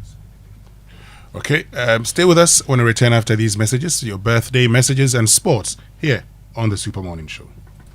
It's your day off and you end up looking after the baby while your wife goes off to work. You realize you have no idea how to change a diaper. So you video call your wife. Hello, darling. Yeah, hello. Kojo, is everything all right? Everything is not all right. I'm not seeing Topo. How do I change a baby's diaper, please? Kojo. Okay, first, put the diaper. The video call freezes.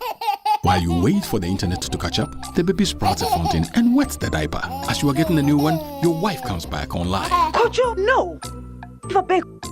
But I had to go and get a new diaper. What must I do next? I beg, quick. Open the front of the diaper. It's the side that has... Wow, look. The video freezes again. Abba. By now, you know where the conversation is going. There's no buffering in real life, so why accept it from your internet connection? Get connected and experience ultra-fast internet to your home, powered by MTN Fiber Broadband. From the Internet Masters. MTN, everywhere you go.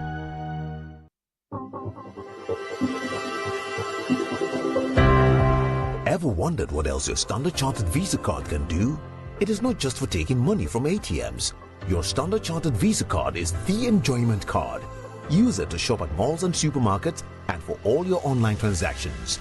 Book and pay for that overdue vacation online and win fantastic rewards like airtime, Melcom gift vouchers, and a weekend stay at a plush hotel and many more.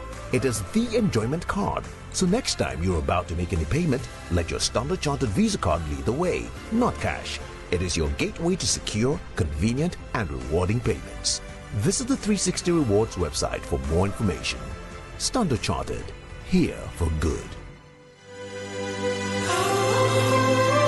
FPAC is effective for headaches and relieves the symptoms of flu, colds, and catarrh. FPAC blows away the pain associated with sore throats. During and after a hard day's work, FPAC relieves you of body pains. After the day's sports workout, FPAC helps the body to control the aching muscles. FPAC is effective against feverishness. FPAC reduces body temperature associated with malaria and other fevers. FPAC is effective against rheumatic pains. You can find FPAC in all pharmacy and chemical select shops throughout the country. FPAC is not recommended for children less than 16 years of age, ulcer and asthmatic patients, pregnant and lactating mothers. If symptoms persist for more than 2 days, consult your doctor.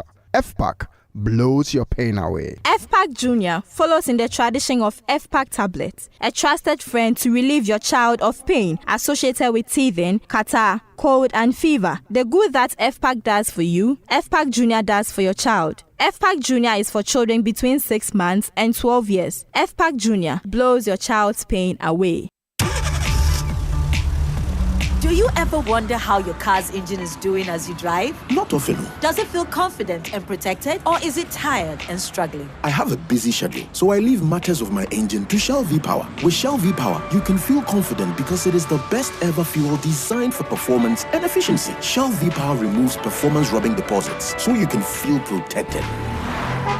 Fill up with Shell V-Power at a Shell service station near you. Feel confidence, feel protection, and feel performance over and over again with Shell V-Power. Fuel the feeling with Shell V-Power. Go well.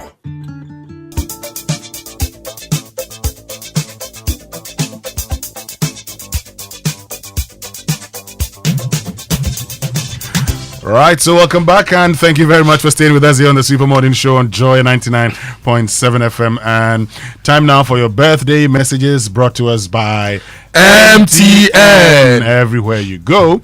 And Bank of Africa, get a quick fixed loan from Bank of Africa at an unbeatable low interest rate. Call or visit Bank of Africa today. Bank of Africa, the African bank with global reach. Bank of Africa, as strong as a group, as close as a partner. I'd like to go first today, Winston. Today is the birthday of a very smart, hardworking, dedicated, passionate young man. Usually, Winston and Kojo, they're always like, oh Jojo, you didn't select the right inspirational song, but these inspirational songs are always right. Today is the birthday of our own Jojo. Oh, Jojo. Today is the birthday of our own Jojo. Today Frank. is the birthday of Jojo. If you see our live streams, a lot of the Twitter posts, Facebook posts, a lot of the voices we cut and play for you, a lot of the things we do here. Jojo is like the engine, right? The silent one. You don't hear him, but you feel his work. And I'd like to say a happy birthday to Jojo. Jojo, happy birthday to you. Next year by this time, Frank Enty, happy birthday to you, Frank. Yes. I didn't hear that. Today's also the birthday of James Kwabena Bonfe, Kabila for short. Yes, Dr. James Kwabena Bonfe. KB, happy birthday to you, my friend, Dr. James Kwabena Bonfe. And happy birthday to Kweku Amoah Boateng, aka Keshoes, who's CEO of Anochi Chrome Restaurant in Worcester, Massachusetts, USA. God bless you from all his word. Pose at Swan Lake, North K. Hey, Abuzamoni. Anyway, okay. Happy birthday to Gloria Hiaji of Giba. Happy birthday to Abnaki Adam of YFM Kumasi, and to Timothy Nyangbe. Is he still with Graphic or is it the Times? I think he's still with them. Yeah. Let's get into the Sports Center now. It's brought to us by MTN. Switch to MTN's eSIM. Download my MTN app to go SIMless today. Standard Chartered Bank. Here for good. FPAC blows your pain away.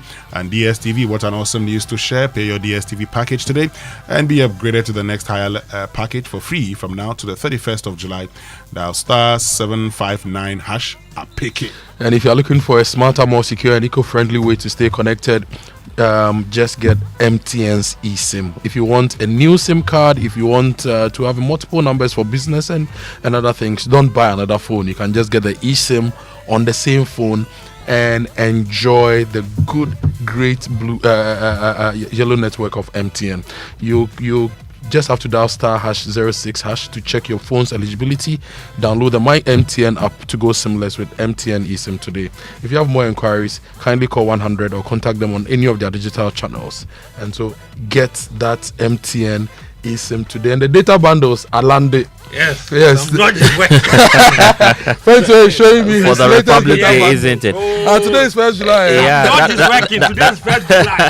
The MTN data, 399 is now 214 gig. We are back. Redeemed promise it is. But for many years, you've put in that hard work to build what you have now, just like what you've done to get the bundle of Fento and that business, that career, and your savings. But you know what? It's now time to move it to the next level. So we now understand and know that you have wealth ambitions, whether you're looking to invest, grow your wealth, or secure your legacy. We're here to help you make that right move at the right time. So with Standard Chartered, you get more than just banking. You get access to your global network of tailored solutions designed to grow, manage, and also to protect your wealth for generations to come.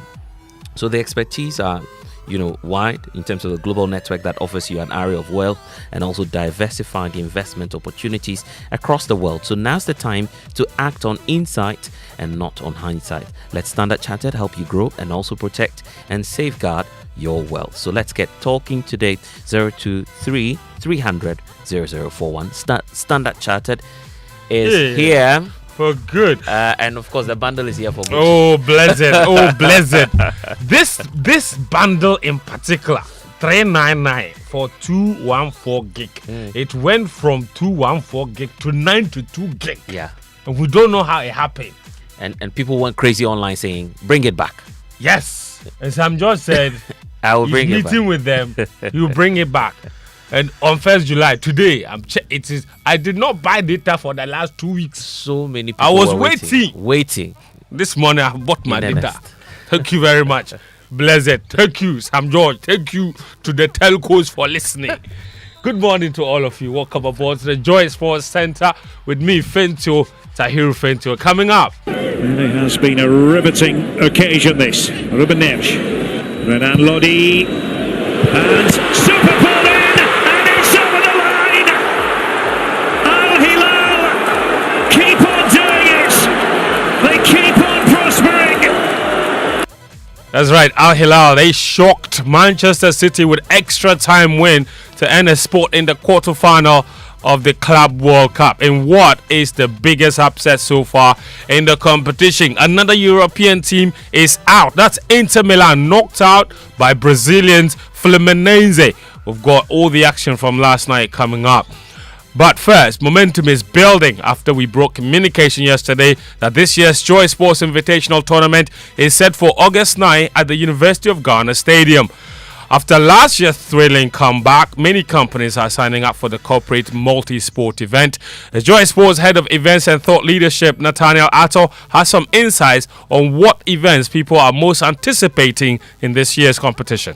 This is the number one or the most preferred corporate sports event. We've done this over the years, and we took a little hiatus, during the COVID year and came back last year. Now, last year, ahead of the general elections as well, we thought that we should put the event together and add our voices to the many who are clamoring for having a peaceful, smooth election. And by the grace of God, it all went through. In terms of the event proper, we came back with a big bang. I know you observed what happened there at the University of Ghana Stadium, which has now become our hallmark venue. And so there's a lot in terms of, demand for this because of the kind of variety that we've offered, for all of the fans. Now, what we see on our screen here is the trademark CEO's penalty shootout, which is, substantive CEOs of various institutions who are taking part, having 5 penalties to shoot into that miniature goalpost. But that goalpost is too small. Very well, very Why? well. Well, that is the whole idea.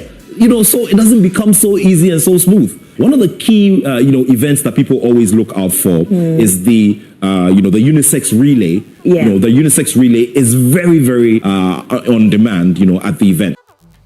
That's Nathaniel Atto in that interaction with Mami A.C. Thompson there. Now, outgoing president of the Ghana Boxing Authority, Abraham Kote Nikwe, has launched a skating attack on Sports Minister Kofi Adams and the National Sports Authority Director Yao Ampofo Ankra during a fiery press conference yesterday.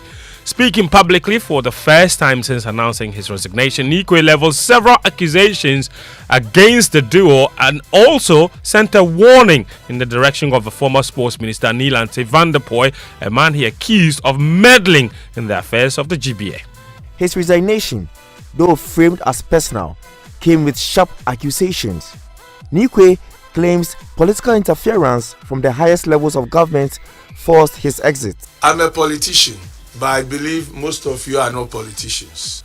I'm resigning because of His Excellency the President and also the party I belong to. But I'm not afraid of the Minister and the Director General at all. I cannot fight my own government and my own party. Nikwe also warned the GBA to fiercely guard its independence from the National Sports Authority and the Ministry of Sports and Recreation. The Ghana Boxing Authority and its stakeholders, you have to fight for your right. If you allow them to set you aside, tomorrow they will come and set another body to aside. He criticized the committee set up by the ministry to investigate the death of the Nigerian boxer, claiming its members had no genuine interest in boxing, and accused former GBA president Peter Zwenis of being part of a so-called cabal. You know, when I was in office 23rd, I got to office 23rd. 29th, you passed behind me and you signed a check of 20,000 Ghana cedis. Criminal. I forgive you. I forgive you because I should have arrested you at that time. The outgoing president challenged the ministry to publish its report. He claims they are deliberately hiding. He vowed to fight Sports Minister Kofi Adams and former Minister Nilam Tevanapwe. The woman who is here, the snitch woman who is here, Akwa Harrison, put in this report that we give we to the ladies who sell here to sell for us. In this report, and you the minister, you should at least invite us. 92 events. Police people are here all the time. Your own security is here. Your operation team is always here. You have never arrested anybody. As I said, I'm a politician and we'll fight. I'll fight you and Hilante. Interesting. Press conference from Abraham Kote Nikwe. Everybody took their share, from Nilante van der Poel to the sports minister to the NSA boss and to the former GBA president Peter Zwenis. To football now, Masudi Dramani, he says his focus is to align with the strategic direction of the club after he was unveiled yesterday. The former Kotoko boss joined the Phobians on a 2-year contract. I want to say that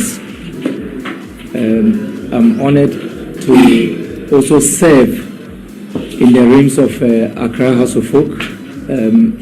I try to understudy the vision of the board, which is the direction of the club, and trying to institute a clear direction with consistency and sustainability.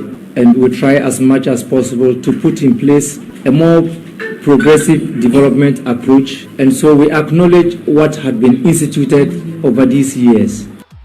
Masudi Dramani there. His first task will be a game against his old team and House of Folk's fiercest rivals, Kumasi Asante Kotoko, at the Accra Sports Stadium in the 2025 President's Cup. That match will be on Sunday. The Porcupine Warriors are preparing in earnest for the competition and received the Ashanti Regional Minister Dr. Frank Amoah and the Kumasi Metropolitan Assembly boss Richard Oforejman at their training ground yesterday. My colleague with Love FM in Kumasi, Stephen Zando, was there and reports. Led by coach Karim Zito and his technical team, all the Kotoko players, with the exception of goalkeeper Mohamed Kamara and defender Samba Ndongani Wonel, took part of the training yesterday at the Adakojate Training Center. Samba and Kamara, we hear, are involved in some visa issue which is expected to be resolved in time for them to join their teammate for the clash on Sunday. Meanwhile, all the newly signed players, including Zakaria Fusein, left back Francis Akwa, midfielder Hubert Gau, winger Johnson Opon Owusu, as well as goalkeeper Aziz Haruna Dari, were spotted in high spirit training with the Kotoko team. Ashanti Regional Minister Dr. Frank Amoah and Kemi boss Richard Ofori Ajiman Buwadi, popularly known as Kenzuba, paid a surprise visit to the team at Adakojachi, where the minister donated 10,000 Ghana cedis to the team to aid their preparations. He assured the club of his continued support to ensure the Porcupine Warriors lift the President Cup on Sunday. So we are going there in our numbers and with the right support for the team. We are very confident that we're going to win the President's Cup come Sunday. So we came to observe their training and also motivate them and provide them some support and let them know that we are here to support them and we'll be there. And myself, together with the entire team, we will be at the stadium on Sunday to provide them all the support that they need. On his part, KMA boss Zuba promised to give the team $1,000 if they're able to score 5 goals against Hasselfolk on Sunday. That's Stephen Zando's report. Now, Ghana winger Kamaldeen Sulemana has completed his medical ahead of a €17.5 million move to Syria outside Atalanta from Southampton. And at the Club World Cup, Man City are out of the competition after they lost 4-3 in extra time to Saudi Pro League side Al Hilal. Al Hilal will now face Brazilian team Fluminense in the quarterfinals. That was after the Brazilians themselves eliminated Champions League finalist Inter Inter Milan with a 2-0 score line. And before we go out, Wimbledon, two-time semi-finalist Daniil Medvedev took his frustration out on his racket after he suffered a shock first-round exit at Wimbledon. Meanwhile, two-time defending champions Carlos Alcaraz, he had to dig deep to avoid a seismic shock against Italian veteran Fabio Fognini, winning in 5 sets. In the women's draw as well, world number 1 Aryna Sabalenka, she celebrated her Wimbledon return with victory in the first round, but two-time runner-up Ons Jabeur, the Tunisian, retired after struggling physically on the tournament's hottest ever opening day. That's all the sports this morning on the Joy Sports Center. My name is Fentio, Tahir Fentio. Back to you, Winston. Thank you very much, Fentio. It's 8:02. We apologize for bringing you the Joy Business Minute late this morning. And the Joy Business Minute brought to us by Consolidated Bank Ghana CBG. We stand with you, and Anointed Engineering Services, the generator experts. Hello, welcome to the Joy Business Minute, brought to you by Consolidated Bank Ghana. We stand with you and Anointed Engineering Services Limited, the generator experts. Some oil marketing companies have indicated that petrol prices could be kept unchanged, while diesel will go up at the pumps this week. Meanwhile, oil marketing companies are asking for some release before government goes ahead to introduce the 1 cedi levy on petroleum products. The implementation was suspended last month due to rise in prices of crude oil on the international market. Africa World Airlines is expanding operations to Ouagadougou today as it moves to consolidate its presence in the West African region. Elsewhere, police in Singapore can now seize control of a person's bank account and block money transfers if they suspect the person is being scammed under a new law that kicked in today. And that's the Joy Business Minute, brought to you by Consolidated Bank Ghana. We stand with you and Anointed Engineering Services Limited, the generator experts.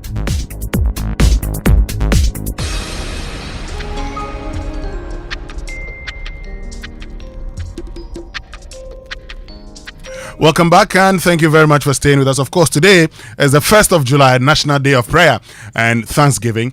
And I know that Tahiru Fentio, will be grateful to the Lord God Almighty. I am grateful. For how far He's brought you. Yes. Well, I've seen your pictures. So. Yes. I've seen your pictures. You see, why? The story I have, it is not a secret. So I don't know why you are using this one photo as the basis for trying to say what I am already grateful. Everybody knows that I'm very grateful. The Tumu boy is grateful. I'm very, very grateful for how far God has brought me. But you know, Kojo, from the humble times at Capital when we used to ride in Kojo's one-door car. That hold on. You were riding in Kojo Akoto Boateng's one door. He bought the car for 750 Ghana. Which year was this? This is 2007. 2007. No, he bought it in 2007. Oh, that was a lot of money. Oh, please. 2007? Yes. 7 million Ghana cedis. 7 million cedis at the time. That time he didn't buy car. No. He didn't buy it that year. Okay, 2011. But when 2011. 2011. 2011. Scraps. He bought it as scrap. Yes. He bought it from Muftar Bahu. Muftar had abused the car and then he was about to throw it away, and Kojo said he you see, Kojo has a certain life. Those who don't know him, come and ask me. So he doesn't like waste. So he was always giving you lifts to work. Yeah, you see, it wasn't lift. Answer the question. Was he giving you lift? We have to define the lift. First of all, it's a yes or no question. Was he giving you lift? He thought he was giving me lift. Okay. Were you in his car? Was he driving you to work? Yes. In hindsight, I know that I was endangering my life. How? By riding in the car. How are you? The car was 2-door car. Okay, listen to this. One door, yes. Go ahead. Is it one door? You go ahead. One door, driver's side, passenger side, finish. Okay, there's no space in the back. The only space in the back is the boot space. You understand? Now, the car, the passenger side didn't open. Okay. Do you get it? The door was permanently locked. Okay. So every time that was giving the lift had to enter the car, I have to enter through the boot. You were entering through the boot. Then I'll crawl into the passenger side. There were no seats at the back? I just told you there was nothing. He had taken off all those seats at the back. The car came like that. I don't know who made the car. What brand of car was it, Kojo? Do you understand? So imagine every day I'll pass through the boot and enter the car. Do you think that today, if you ask me to do that, I will do it? On that note, let's talk about the high school debate. Me, I'm thankful for friends like Fentio and experiences in Kumasi. And I'm also thankful that Kumasi High School won the high school debate last year, and they are in the finals this year. And they are going to beat Prempeh College. Yes. You beat them? Yeah, Kumasi High School beats Prempeh Champion. College. Simple. Look, I went to Kumasi High School in 2003, 2004. All the contests we met Kumasi Prempeh College, when I was in Kumasi High School, we beat them. From the regional science quiz to whatever, we beat them.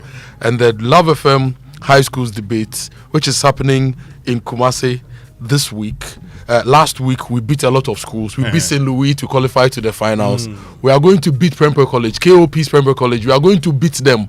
Passa. Oh, my friend Stephen Kufieje. Yes. He was President Kofo's Prempeh College. Chief Inspector. We will do them. Passa. He says you're the green nebo degree. There be a jollof energy. And he was here the green and the jollof energy and the degree. So Kumasi High School is going to beat Prempeh College. Oh, fantastic! You mark it here. They are going to beat Prempeh College. They've beat almost all the big schools to qualify to the finals. In fact, if you look at the event since we started it, you'd realize that Kumasi High School has been one of the biggest winners for the Love FM High School debates. The first one was won by T.I. Amas.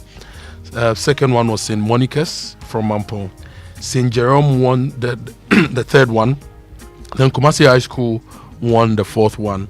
Prempeh the fifth one. Kumasi High School won again the seventh one. Okay. So we are the defending champions. So you are winning. So we are winning back to back. On we Friday. are going to defend. We are going to win. We are going to show you how it's done. Okay. And then we will sing our song. I support you because Simpoma. Don't sing the song yet. No, don't sing yet. Don't sing. Oh, relax. Don't sing. Ole. Don't sing. You win the thing. Oh, win. I am supporting you. It's a done deal. I'm supporting you. Yes. So you say it's Agbena. Prempeh will fall. No hall is leaving the food. No Prempeh is carrying a trophy. No hall is what? Leaving the food. No what? Say it again. No hall is leaving the food.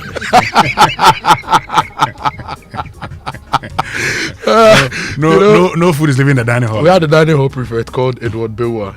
He was even feared more than the headmaster. Boys' school, people would want to carry their food outside and go. You come and stand there and say, no hall is leaving the food. You just take your food out. You see what when I was in secondary school, my dining hall prefect was bald. Just think about that. The guy was bald. SS3 had no hair because he had problems. It's okay. Yeah, so the event is Friday. High school, Kumasi High School, Prempeh. At the Christian Service University. Yes. Giddy. It will be congratulations live in advance. On radio and TV, so you don't want to miss that. Kumasi High. Yes. Congratulations in advance.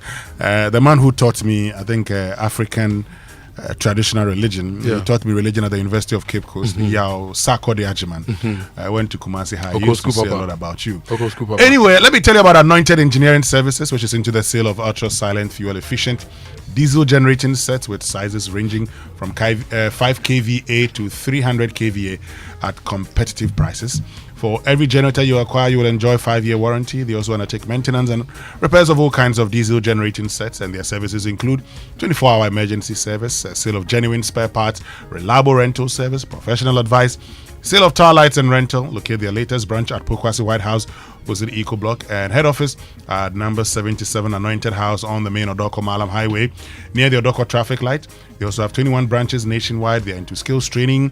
They have a training school that trains students in generators and plants, auto mechanics, electricals and controls, and solar installations. They offer 80% hands-on training and 20% theory. Call them on 0243 480 3344 or 0540-109493. Anointed, the generator experts. Yes, and the Kumasi High School boys have started singing already on WhatsApp. Well, let's wait for the Love Morning to Love FM High School debates. Yes. Final on Friday. And when they win, they'll go to good schools and take graduate programs and all sorts of things. And the UPSA Accra is inviting ambitious minds to join a legacy of excellence, innovation, and real-world impact. Whether you're a working-class professional, an aspiring academic, or a visionary leader, UPSA's world-class MA, MBA, MPhil, LLM, and PhD graduate programs are designed to enhance your expertise and magnify your influence in fields such as marketing, finance, accounting, auditing, insurance, petroleum, total quality management, peace and security law, almost all the various industries. Now, here are 5 reasons why you should choose UPSA. They offer flexible learning options that accommodate your busy schedule. They develop industry. When you go there, you develop industry relevant skills. They foster research driven excellence to shape policy, strategies, and knowledge. You learn from the best faculty, and you gain the opportunity to join a powerful network of professionals and alumni driving change. So visit upsa.edu.gh or contact them on 020-997-8020 or 030-395-8571. Enroll today and lead tomorrow. UPSA Scholarship with Professionalism. And our big stories this morning brought to us by Republic Bank. We're the one for you. Telecel connecting energies, and Prudential Bank, truly dependable. Our focus is on the total estimated investment required over the next few years is about $4 billion times 10, so 400 billion Ghana cedis. And we hope it stays that way. And most of this is going to come from the private sector. Of the investment that we're expecting, only about 4 or 5% will come from government by way of stimulating the private sector through the bulk infrastructure that will be provided by a GIF, most of which will be just government seed money, and then the private sector will come in. Okay, so that's Guzi Tano of the 24-hour economy. Blessed. So $4 billion, right? Times 10. 4 billion times 10 will give you what? That should be 40. 40. So we're looking at 40 billion Ghana cedis. No. $4 billion times 10. No, $4 billion. So times 10. As in time 10 cedis. Yes. So that becomes 40 billion. 40 billion Ghana cedis. So it's not 400 billion. No, 40 billion. Okay. 40 billion. But also this morning we're talking about how to create wealth.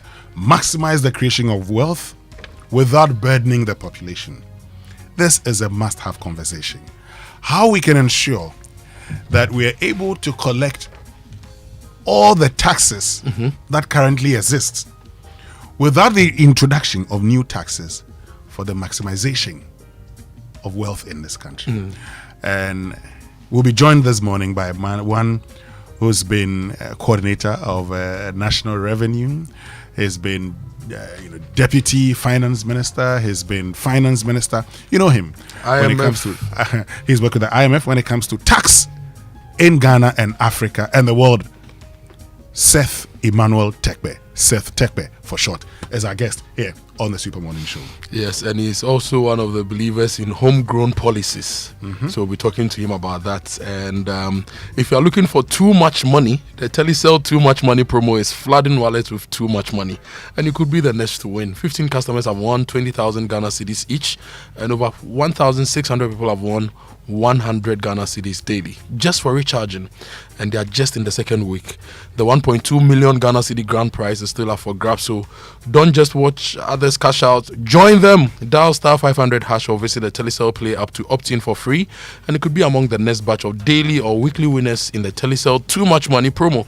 The Telecel Too Much Money promo is regulated by the NLA on the Caritas Lottery platform, and remember that T's and C's apply. Telecel, connecting energies. And when you get too much money, you need to bank right, and that's why we're talking about seamless banking with Prudential Bank mobile app. Now, perform instant transactions, link money to your wallets, and also scan QR codes to pay, manage your cards, transfer money between banks, and do so much more. No more banking hours. Experience simple, secure, and also convenient banking whenever you are and wherever you may find yourself. It's 24/7. So download the bank app now with Prudential, now from the Apple App Store and also Google Play Store, as well as the Huawei App Gallery. Visit Prudential Bank websites or social media platforms for more. Prudential Bank, truly dependable. So let's get interactive this morning. We want to know what you're thankful to God for. So get on to X, use the hashtag JoySMS, and then on WhatsApp 055-1111-997. Social media messages here on the Super Morning Show brought to us by number 10 Liver Salt, a refreshing relief, and EcoBank, the Pan-African Bank. And you know, EcoBank has unveiled their climate finance to drive accelerated solar adoption. Yes. So aside giving you emergency help, they're also spreading their wings and making sure that you are sustainable as you can be. Now, if you have any money emergency, just dial *770# is the EcoBank money emergency number. It gives you instant access to loans, fund transfers, utility bill payments, airtime and data purchases, and so many more. So you don't need an internet for this. I told you when I traveled over the weekend, I was in a place there was no internet. I needed quick money to solve problems. I just dialed *770#. I didn't panic because I got my money. I solved my problems. EcoBank will always come to your rescue. So dial *770# now for solutions to your money emergencies. EcoBank is the Pan-African bank. All right, so stay with us when we return after these messages. We're getting into the conversation that we'd all love to have, how we can spread the wealth, increase wealth creation in this country without burdening the Ghanaian. Stay with us here on the Super Morning Show. We'll be right back after these messages.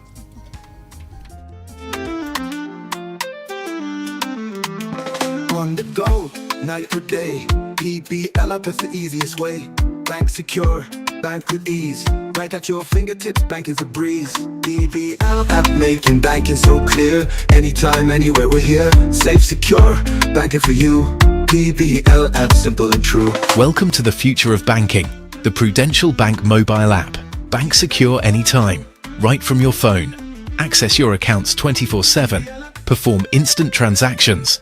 Pay bills, link mobile money wallets, scan and pay with GHQR, manage your cards, make seamless GIP interbank transfers, all with ease. No more banking hours. Take control and app your banking. Experience simple, secure and convenient banking. Download the PBL mobile app now. PBL mobile app. App your banking. Small money day, big money day, way too much money day. Telecel too much money promo drop. If you dial *500#, then join them for the Telecel too much money promo inside. You will win 100 Ghana cedis cash for the daily draws, 20,000 Ghana cedis for the weekly draws, then 1.2 million Ghana cedis for the grand draw inside. That be 1.2 million Ghana cedis. You for just reload airtime, then get points wey fit make you win. Make you dial *500# or go the Telecel Play app top. Then book inside riders give the Telecel too much money promo. Terms and conditions apply. Telecel, connecting energies. This promo will be NLA where they regulate them for the Caritas Lottery platform top. Always busy on the go. Tap the app, you're good to go. Big dreams, little time. There's a boat for you to ride. Every single time, yeah, yeah. Morning rush to the late night ride. Work to home and gig to gig. Smooth and easy ride and vibe. Safety toolkit by your side. Use code Keep Moving 50 for 50% off your first 3 rides. Download the Boat app now. Make moves with phones.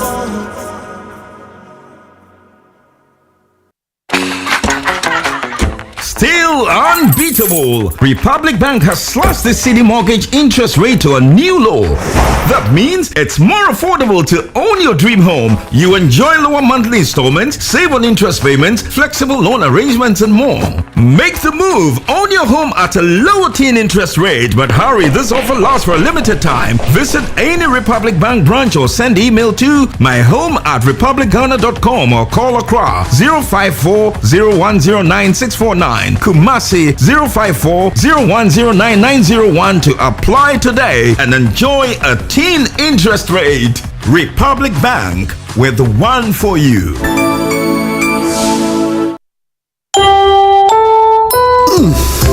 We shouldn't have gone to that party. Masa, my head is killing me.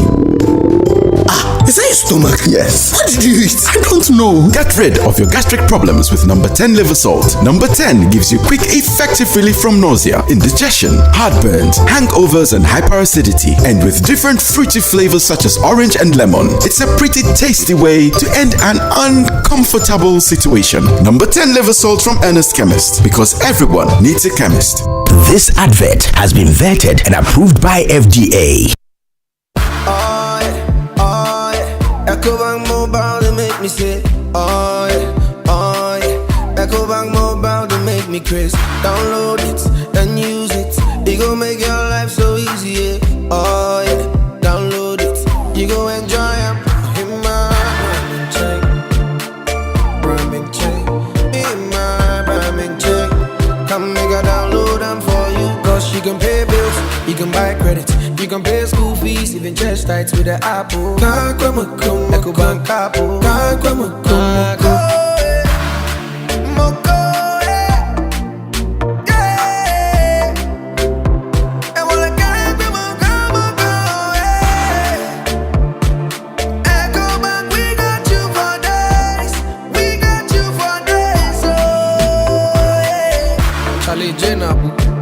Life is easy with the EcoBank mobile app. You can pay your bills, transfer to and from mobile wallet, virtual card creation, transfer to other banks, express account opening, scan and pay, express cash, all at your fingertips with the EcoBank mobile app. You know, it's 5-star life with EcoBank. Can promise. Are you tired of rising fuel costs and frequent service and maintenance draining your budget? Are you a transport business thinking of the best eco-friendly and cost-saving option for a car? Then switch to the Cerio Nano 3 electric vehicle. The Cerio Nano 3 EV is proudly marketed and distributed in Ghana by Anointed Engineering Services Limited. The sleek Cerio Nano 3 electric vehicle, with its advanced technology and high performance, emits zero emissions because it does not run on fossil fuels. No need to worry about a charging station because you can charge your Cerio at home directly by plugging into the socket. The Cerio Nano 3 electric vehicle offers unmatched comfort, interior design, fast charging, long-lasting battery, and a portable digital ultra-silent genset for backup charging no matter your power situation anywhere. Visit our brand new and ultra-modern showrooms in Accra and Kumasi. In Kumasi, Asukwa, in front of the TAT yard on the Ak Mayanka Road. Call our hotlines on 0544 340589 and 0243 480 334. Anointed also stocks genuine spare parts and delivers after-sales services 24/7 for our Cerio Nano 3 EVs. The Cerio Nano 3 electric vehicle. Experience a legacy of luxury modernized. Cerio EV. Go electric. Frustrated with outdated banking experiences? You deserve an app that makes your life easier, not harder. Say hello to the CBG mobile app, your new cool way to handle everything banking. With biometric security, lightning fast mobile money access, and one-touch bill payments, banking has never been this smooth. Stop imagining when you can live a life where your entire banking world is in your pocket, ready whenever you need it. No stress, no fuss. Don't settle for less. Experience a more superior, convenient way of banking today with the CBG mobile app. Banking made cool, fast and secure. Welcome to the good life. CBG. We stand with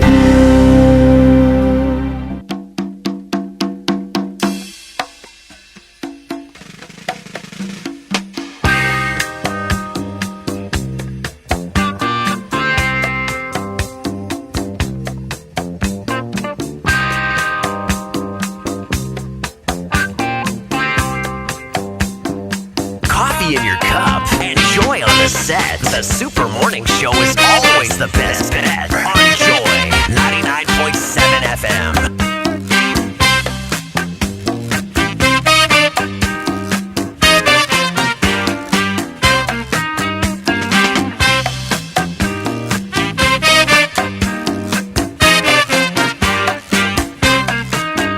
Everybody, do what you're doing.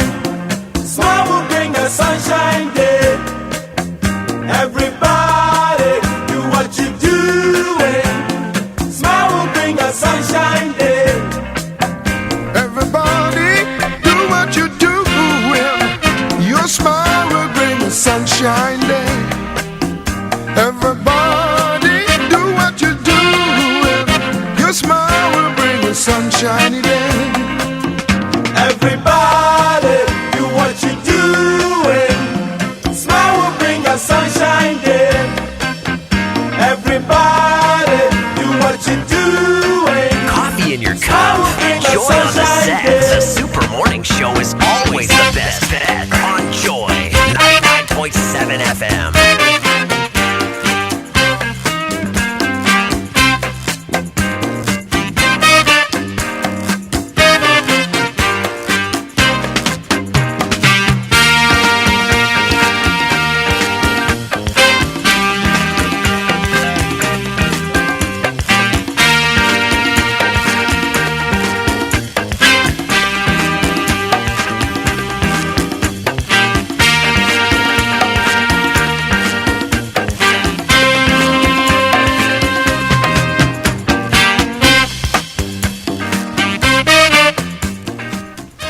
And it's live here on the Super Morning Show on Joy 99.7 FM. You know, we told you before the break that we're going to be having a conversation about how we can maximize wealth creation in this country without burdening the Ghanaian.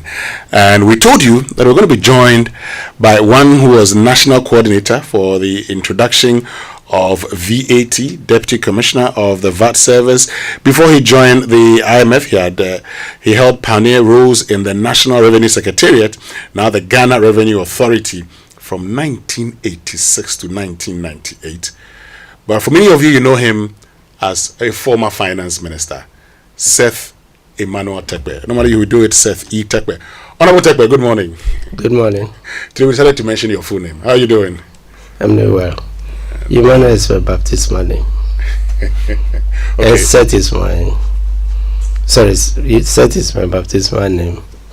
Emmanuel is my confirmation name. Ah, okay. What's the difference? But I'm Kojo if you want to know. You're Kojo? Okay, but what's the difference? The baptismal name? Usually, I mean, I don't know if it's still, but at baptism they give you Christian name, yeah. Okay. Yeah, I grew up in a Salem University. Okay. That's well, that's good to know. So Seth is the baptism name, and Emmanuel is the confirmation name. Yeah. It means you started life as Kojo Terkper. I was called Seth. Okay. So right after beer, you were very young when you got baptized. Yes. You know, I forgot because I got baptized later in life. So sometimes I was baptized a few days after. Okay. I was baptized later on in life, so I get confused sometimes when I hear people were baptized very early. My father said he didn't want any of us baptized. You decide where you want to go. So I think that's the essence of confirmation. Well. You know, which in the older days would be equivalent to puberty rights for the, some other rights for men. Great. So, let's talk about Ghana. Let's talk about our economy. You're an economic advisor to the president. How are you settling in that role? Of course, we expect you to have settled by now. How are things going in there? It's going very well. I must confess, more active than I expected. The number of economic, policy initiatives, discussions, cabinet and but besides, there are a lot of, for one reason or another, our presidency is fairly open, so people come in and they have investment ideas and others. So at least up to the chief of staff level, there's a lot of traffic on economic issues. Okay. And so one of the things is to refer those, to me, and then I join his meetings and the rest. So I work, more now with the chief of staff, on a routine basis. Then periodically, I sit in meetings, which whenever the president, for example, when the IMF missions in town, but of course you also coordinate with Ministry of Finance, so on policy and other issues, and I know the top hierarchy of both the Ministry of Finance, the Central Bank, and the rest. There are people I've worked with, so I think I'm in a comfortable position.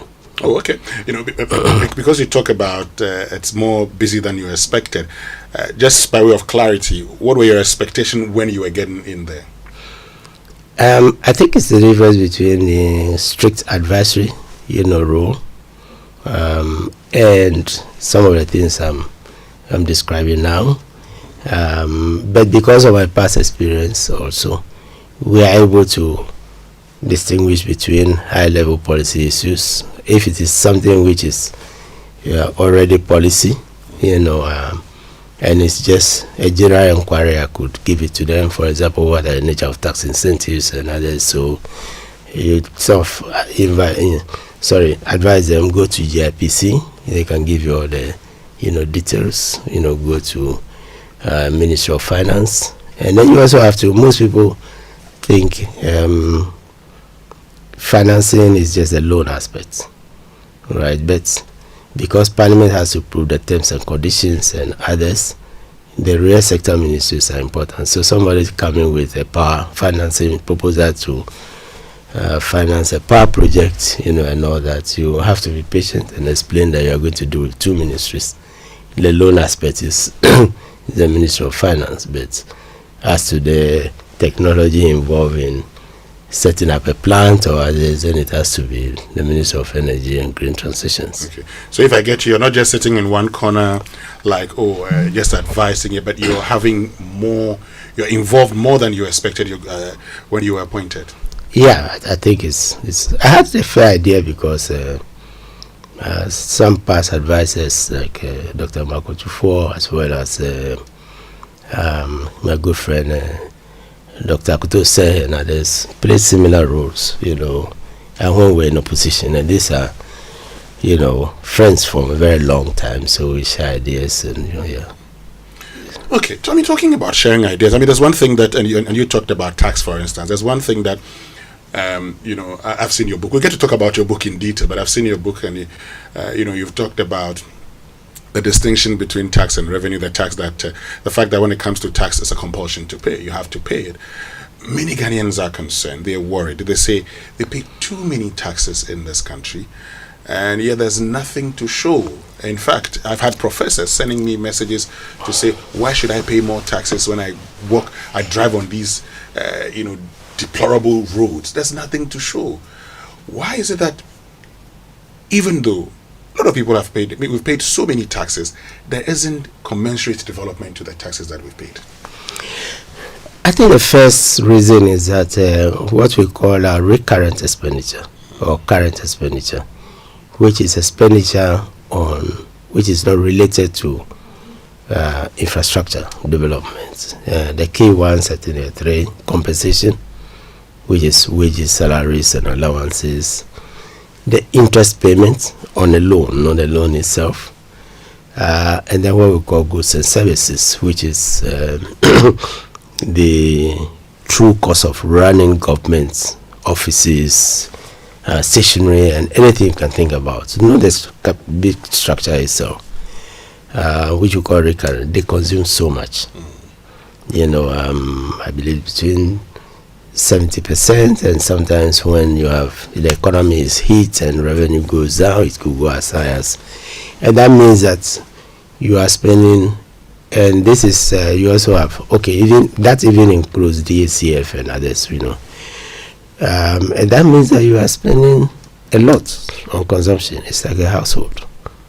It's like a business, more of anything. I think most people will understand when I use a household.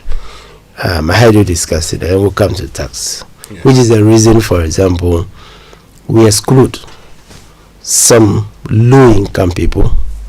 Ideally, we've been chasing minimum wage, not to pay tax, right? Income tax. When they buy, they pay consumption tax. And the reason is that their income is so low, much of it goes into day-to-day consumption. And that includes school fees for the household. It includes a lot of, and it's for the same reason that when you go to the spending side, textbooks and others are, don't attract tax. Supply free by government and the rest. So when you spend so much on these general expenditures, right, you have very little left, for road construction, for gas processing plants, for railways, the things that we call capital expenditure or the capital budget. So admittedly, in many countries, the budget revenue is skewed towards recurrent, especially particularly and that's the reason we borrow to do capital expenditure. I hear people say, "Oh, but we have enough; we can collect, enough without borrowing." And sometimes even no. You don't believe in that? It's not possible, or it's not easy. Let me give you an example. Please go ahead.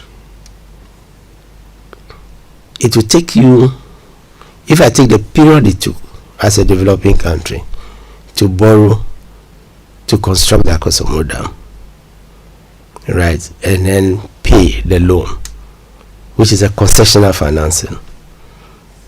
It was 40 years. And the financing is big. If I take another example, the more recent one, Terminal 3, we had to borrow to construct Terminal 3. Yes, it may be possible, but it will require the discipline of putting money aside, for let's say minimum 10 years before you get enough. Remember that government is building a lot of infrastructure at the same time. Right, and so it's not possible to say we can use GRA money, to do the dual carriage. I traveled to Kumasi, recently, and you can see that even when you are paying the contractor, we have arrears and others, and the main revenue coming from GRA. Remember, I've already said that we use 70, sometimes close to 80%, for recurrent, which you cannot defer. Or should it? You cannot defer, you shouldn't. But remember, we even have a raise of wages and the rest, negotiations, which is a recurrent. Yeah, the bit about, money coming from GRA, for instance. And I've always made reference to a letter that Anthony Doku, when he was Deputy Commissioner of SEPS, wrote to then Deputy Chief of Staff Valerie Sawyer in, I think, 2014, in April, where he indicated that per their own work, an estimated 36 billion Ghana cedis was lost at our points of entry, at our ports only. 36 billion Ghana cedis in 2014. So there are those who make the point that if all of these blocked, we're in a good place. Wouldn't you agree? Let me use two examples. Please do. The advanced countries borrow to build infrastructure. Right. What they learn to do is that when you borrow, pay promptly when the time is due, to pay an installment, to pay interest and a principal. That way, your ratings go up, which is why our movement from, junk status was almost like an obsession for some of us that we should get out of that. You pay, your interest rate is high. You are virtually at the mercy of not the elite in the capital market, those who deal in junk bonds, those who would not hesitate. Sometimes it's in cold blackmail, in seizing your property in London, going to court, say you owe me, because they buy your junk bond and they push you beyond the terms on which you issue the bond. So every country, which is why the US, after so many years, the US 10-year bond is a benchmark, global benchmark for interest rates. So when the US Fed is going to be taking decisions and whatever, okay. Now, coming home, our inability to issue, long-term bonds means that we are borrowing for 3 months, treasury bills, and we are rolling over, right? By the time you roll over, because you are not paying, you roll over the first bond you issued in January, which you should have paid at the end of March, ideally, 90 days average. By the time you roll over 3 times, it's become a 1-year loan. Right, because you rolled over 4 quarters. Yeah. But the interest rate is high. If you had a bond, which is 3 years, 5 years, even domestic bond, which will collapse, you could borrow to do a school project and repay over 10 years, because that's the only thing is that we were used to interest only. We pay interest and we think that in 10 years we'll have the money to pay, and then that's the reason for the default, and that's why you need a debt repayment account.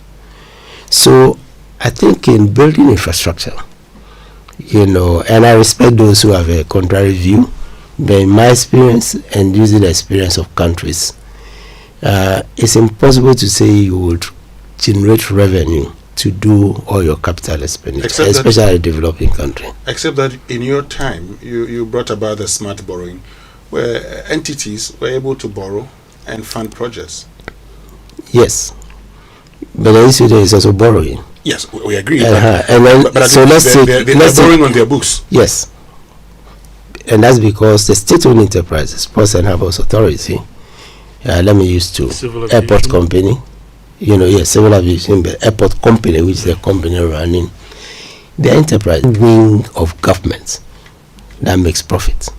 If you come to my office, I don't charge you fees for that. We were just talking about advisory services. If I were doing that in my consultancy firm, I would charge fees. Right. So civil service, core civil service, there's nothing like the compensation is so you don't charge fees. But these entities are established, to make profit, and government being the owner, pay a dividend, which is revenue to government. The running is often terrible, right? So part of our philosophy in smart borrowing is to say, if you are not operating to pay me, that's me as Minister for Finance representing government as the owner, the dividends that I'm due because you are making losses, then I don't have to guarantee your loan, because it becomes quasi-fiscal ability. You remember the IMF program, the discussions, Cocoa Board of all, which was borrowing on its own, fell into hard times, and government then is added, to the owner, right? So we say that at a minimum, when we borrow, cover the cost of loan. That's a smart borrowing. And because in some instances there are tax flows which are being used as income by the government itself and by some of those agencies, airport tax, right? We ring-fence the airport tax because it's a tax, and we channel it towards their infrastructure, what they are established to do. That's Terminal 3. And the Bank of Ghana switched it, so we don't issue a guarantee for it. It doesn't become, once you take that revenue, ring-fence it and whatever. Yes, same with the port expansion.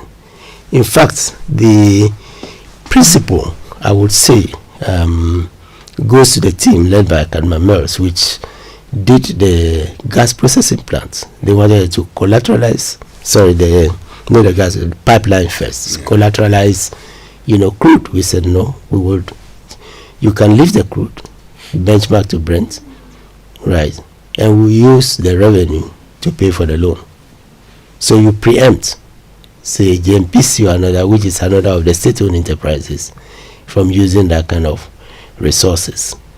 Now, when you do that, and my friend, but when you do that, Winston, what you're also doing is that you found a means of financing projects that can pay for itself. So your concessional financing, your grants and others of a capital nature, you direct them towards social infrastructure. What we're saying earlier, you can't ask parents to pay school fees for primary school because it's free and compulsory means infrastructure and everything, clinics, hospitals, and the rest. Otherwise, the fee that they have to pay will be very high. They will not go to the hospital, and the whole country, will have an epidemic or something of the sort. So you are able, therefore, to finance commercial infrastructure, and we did that successfully, I would say, with the gas processing plant, port expansion, and so I think the principle for those who do finance is project management, right? So you then apply it. That's what most advanced countries do. Like Alolo buses, we automated. If you remember, we automated them at the time, and therefore, you have to load me on maybe on your cell phone. You tap, you go in. You are improving compliance because nobody has to go through the train or they're collecting cash, and then somebody sleeps instead of 100 cedis, 50 cedis in the palm, and that doesn't go, that kind of. So that's where the smart, acronym comes from, so smart borrowing. So we want to do things a bit differently. In the case of Ayalolo, even though that was part of the plan, we realized that for years a lot of the buses were parked. We didn't optimize the use of that investment, so I don't even know if which led to the branding. Pardon? Which led to the branding, remember, and the resignation of the minister. Yes, but now the reason they were parked are the buses were to come with the automated service. The hardware came, but for one reason, the software did not come as agreed. But we're also keen that we don't put them, because when the bus pay for itself, even if it pays 60%, because it's mass transport, because you are paying. It's just that it may not cover the entire loan for the buses, but at least it minimizes if we can ring fence the revenue properly. And the same was to apply with the Takrady Transit, rail as an experiment. Watchers of the industry, usually these arrangements on paper they look good, but the execution has so many shortcomings that it ends up being a legacy debt for us, right? As we prepare for something like the big push, your government is looking at raising $10 billion to support the big push, largely infrastructure and then some social components. How do you advise that we approach this? Similar principles. I think we've done it, to a fair level of success, so we can look to improve on what we did and then add new elements. So as I said, the portion of big push, which is commercial, which we aim to recover, the loan from the projects. So if you are doing badging on the water lake, which we have not realized since Nkrumah, even though the stamps were removed at the time, some of us remember President Rawlings, joining the divers to go and do all those. But something we can do, because if you, instead of all the trucks, going on the road, spoiling the road and whatever, how about the road to Kumasi, or a road from the tip of the lake, up north, which is cheaper, but then the terminal points will be Whippy, not Tema. Transshipments. It happens on the Mississippi. It happens on all those. So you batch the rail, which is almost complete. That's why we're talking about getting the port done. Badges. And again, I heard your discussion. Does government have to provide badges? No. There are companies and the rest, including Ghanaian. It's transportation. Much of transport is trotro and the rest. So the private sector invest in the badges. That's what Guzi was talking about. So in this case, for example, the water lake is uncharted. So we need to chart it and ensure that if a private sector player comes in, for example, their barge operators or their boat operators know the charts to use. So government will do that to direct that for the private sector. The public element is like an airport runway. Okay. Another example is Tema Port. Right, the core port is public.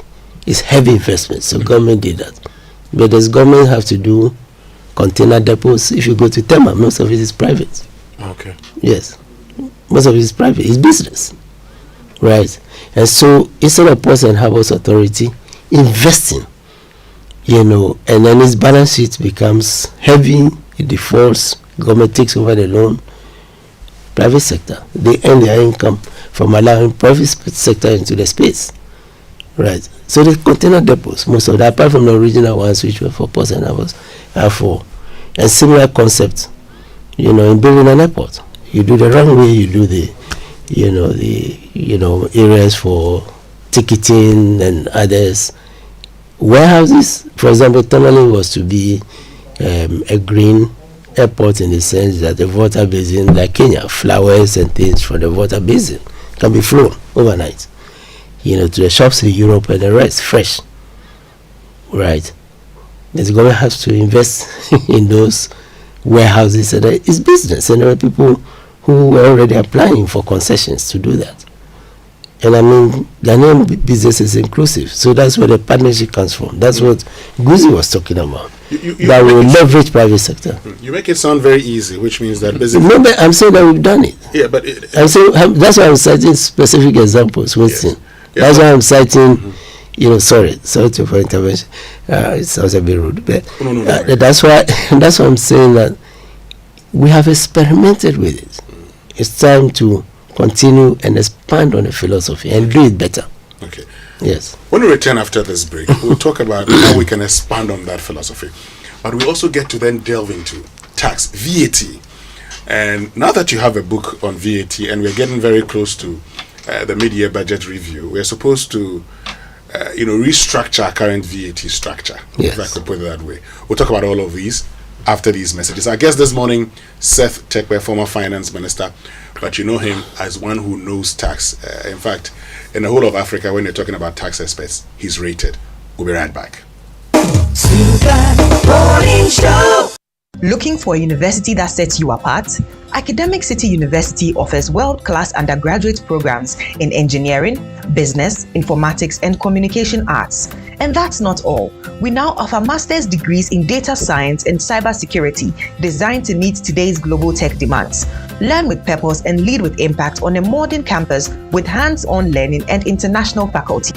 With over 15 student ventures created and graduates placed in top roles both in Ghana and abroad, Academic City University is where future leaders are made.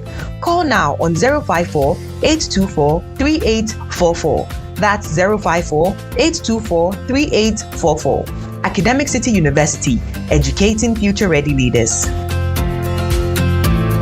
It's the 18th anniversary of Dawn and Aisha, and the morning has started just great. Grand Rising Ish Nation! Happy anniversary, darling! But one question turns it all around. You mean there's a lower point in our marriage than we're losing our baby? Yes. Oh, then this one I want to know. In private, not online. And what begins as a celebration of love becomes a dramatic showdown. Dawn! In partnership with Joy FM and the National Theatre, Roverman Productions presents an original unkillable play, Love on the Ropes, showing on June 27, 28, 29, and July 4th, 5th, and 6th at the National Theatre. Fridays at 7 p.m., Saturdays at 4 p.m. and 8 p.m., and Sundays at 1 p.m., 4 p.m., and 8 p.m. Rate 300 Ghana cedi. Tickets available via Callbar short code *365*535# and at regular app or on the Roverman app. Call 050-554-6010. Sponsors: Gino Jollof Mix, Callbar, and Zilly's Communications Partner M Notify. Roverman Productions. Be the difference. Building or renovating? Look no further. At Interface Limited, we have everything you need to create stunning spaces. Transform your interiors with our top-quality plasterboards, acoustic ceilings, and cement boards. Step into style with our exquisite laminate and engineered floors. And for your data centers, durable raised access floors. Elevate your outdoor spaces with our WPC decking and fencing. Protect your home with our beautiful and reliable roof shingles, insulation, canopies, and PVC fascia boards. Add a touch of elegance with our beautiful POP cornices and roses. Quality, affordability, and style all in one place. Building a better Ghana, one space at a time. Visit www.interfacelimited.net or call 0274 999 999. Welcome to Spintex Plaza, where living and working blend seamlessly. Spintex Plaza, the place to be. Furnished apartments feel so free. Imagine coming home to a luxurious furnished apartment with everything you need. Rooftop pool, swim under the sky. Rooftop bar where the good times fly. Rooftop gym, get fit and strong. The Spintex Plaza, you can't go wrong. Spintex Plaza, your home, your work, your lifestyle. Come see us today or call us on 0241 327 363. www.spintexplaza.net. Junior, your school bus will soon get here. Hurry up. Mommy, my head is aching me and I'm feeling cold. Honey, Junior's temperature is too high and he feels feverish. Oh, baby. So you didn't give him the Encamol paracetamol syrup that I gave you the last time? Oh, no, I forgot. Okay, you know what? It's not too late. Just give him Encamol and he'll be fine in no time. Encamol paracetamol syrup, a strawberry-flavored paracetamol syrup, and it's specially made for children aged 3 months to 12 years. It helps manage pain like headaches, teething pain, and fever. And guess what? Because of the strawberry flavor, the kids enjoy taking it. I can tell from the way he's licking his lips. And look at how he's dumping around. Hurry up and go to school, Junior. Yes, now you can get Encamol paracetamol syrup in all pharmacy shops. For bulk purchase, go to NK Pharma head office, Abelinkwe, or call 050-658-8315. This advert is FDA approved. For over 20 years, Ashesi University graduates have been pioneering change across the continent and beyond. With our new graduate programs in Master of Business Administration, Intelligent Computing Systems, and Mechatronic Engineering, you can advance your career or your enterprise. And Ashesi education gives you more than just a degree. It equips you with skills for a lifetime. Visit www.ashesi.edu.gh to explore our programs designed for Africa's future leaders. Remember, applications are ongoing.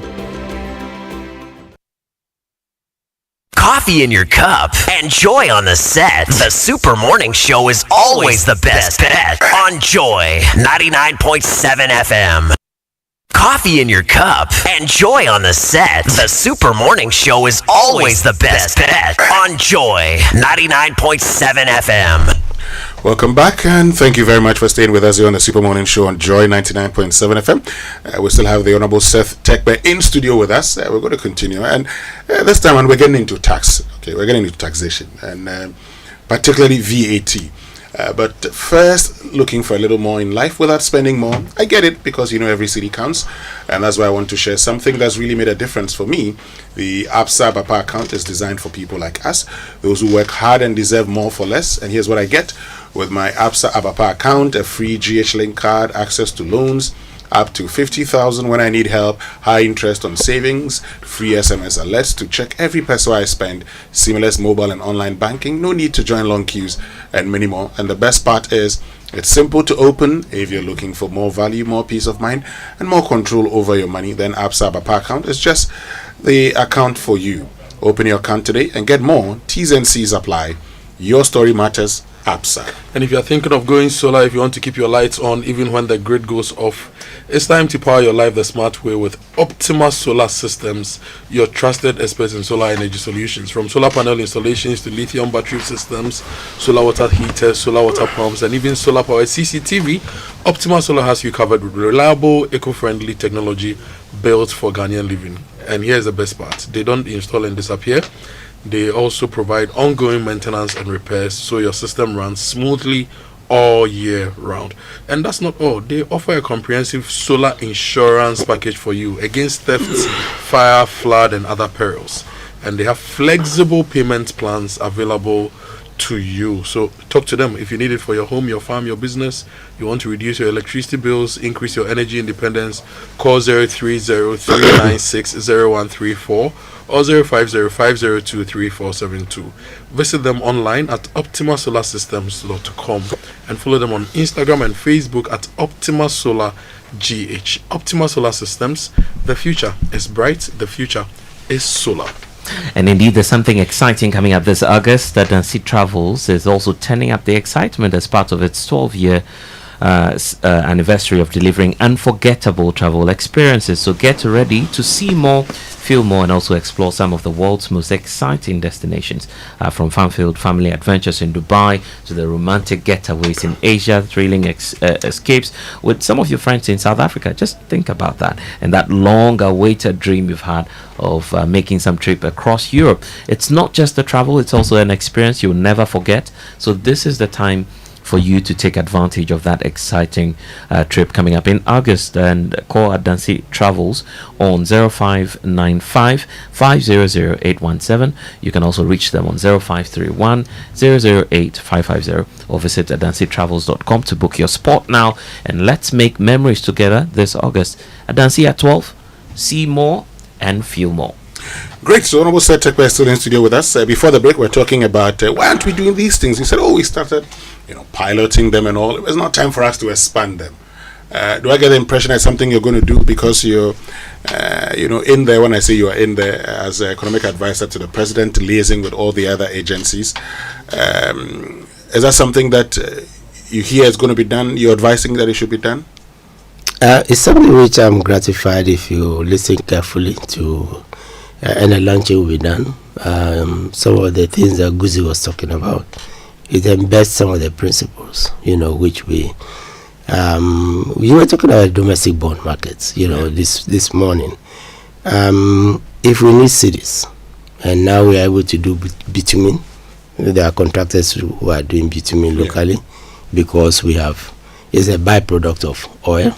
Yeah. We have oil. They are not going to charge us dollars, right? Mm-hmm. So why can't we raise, borrow for 10 years from Ghanaians instead of just borrowing for 3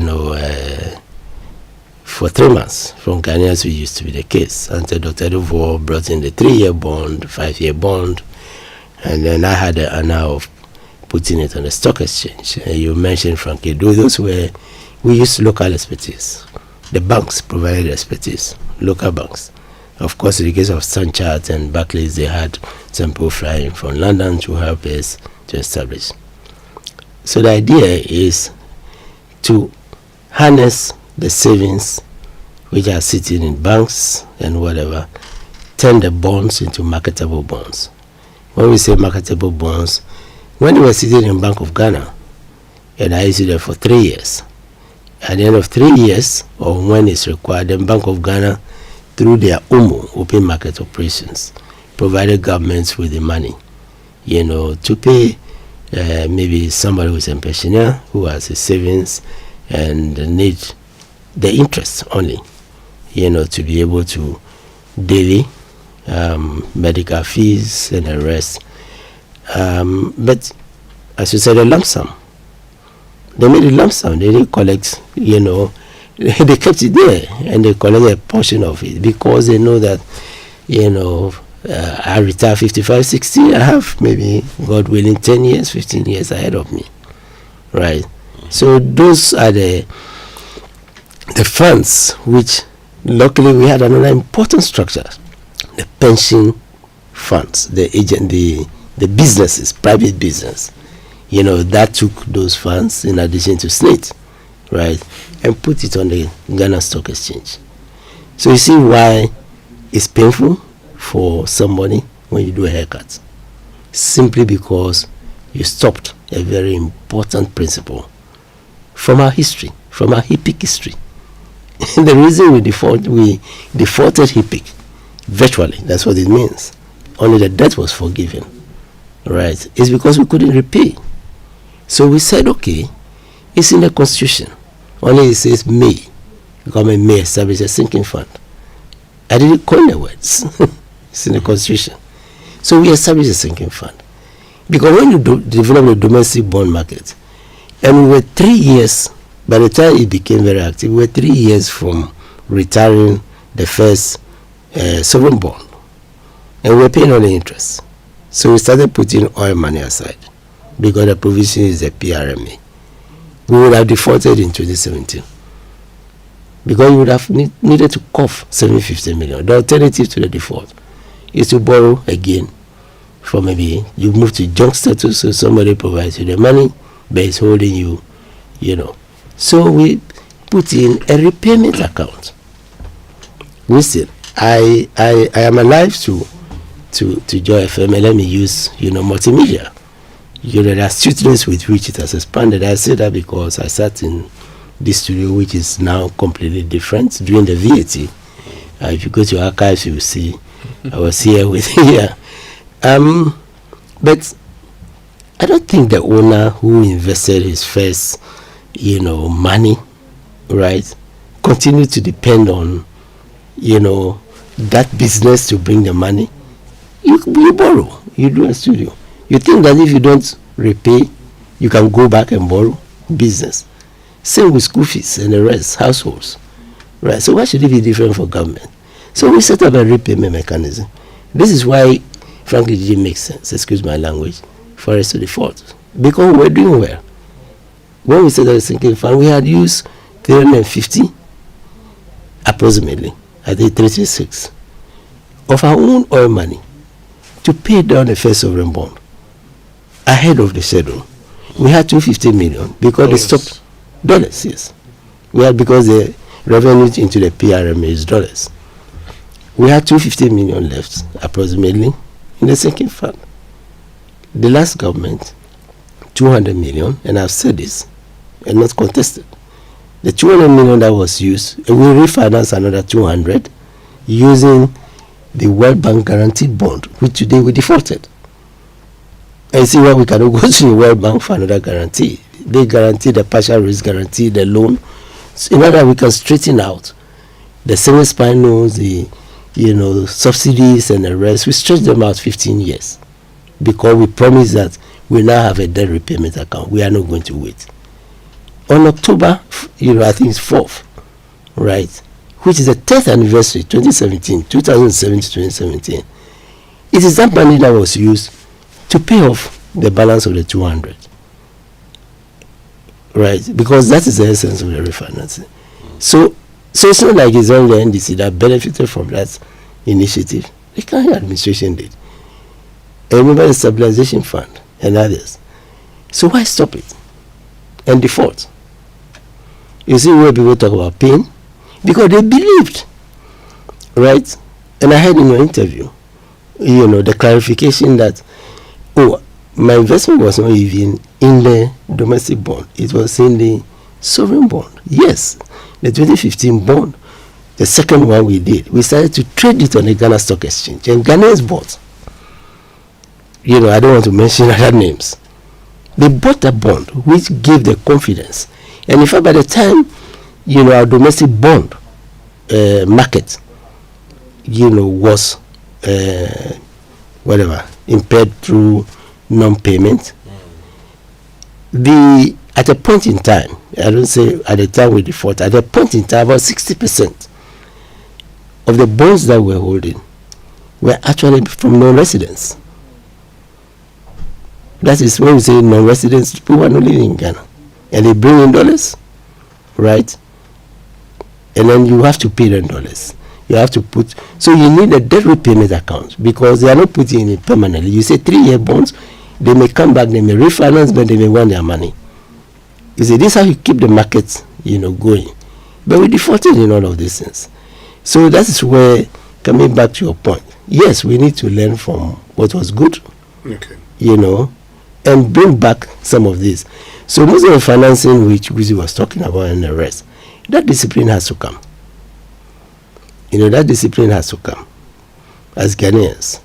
Now we are getting out of this terrible situation, of default.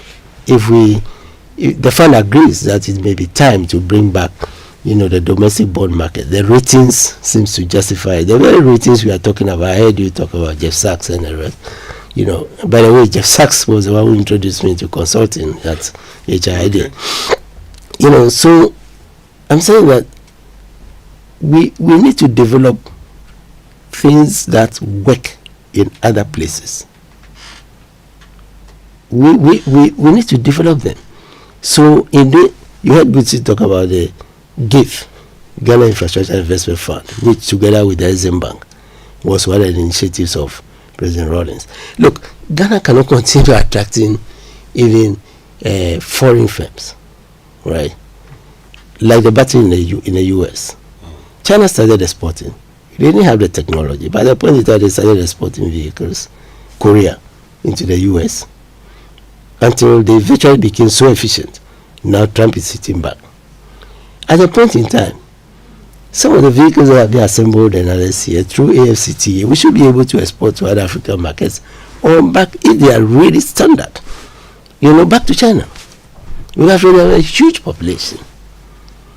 You see, you cannot do that without an Exim Bank. Because remember, when you borrow from them, it's two major institutions with the insurance.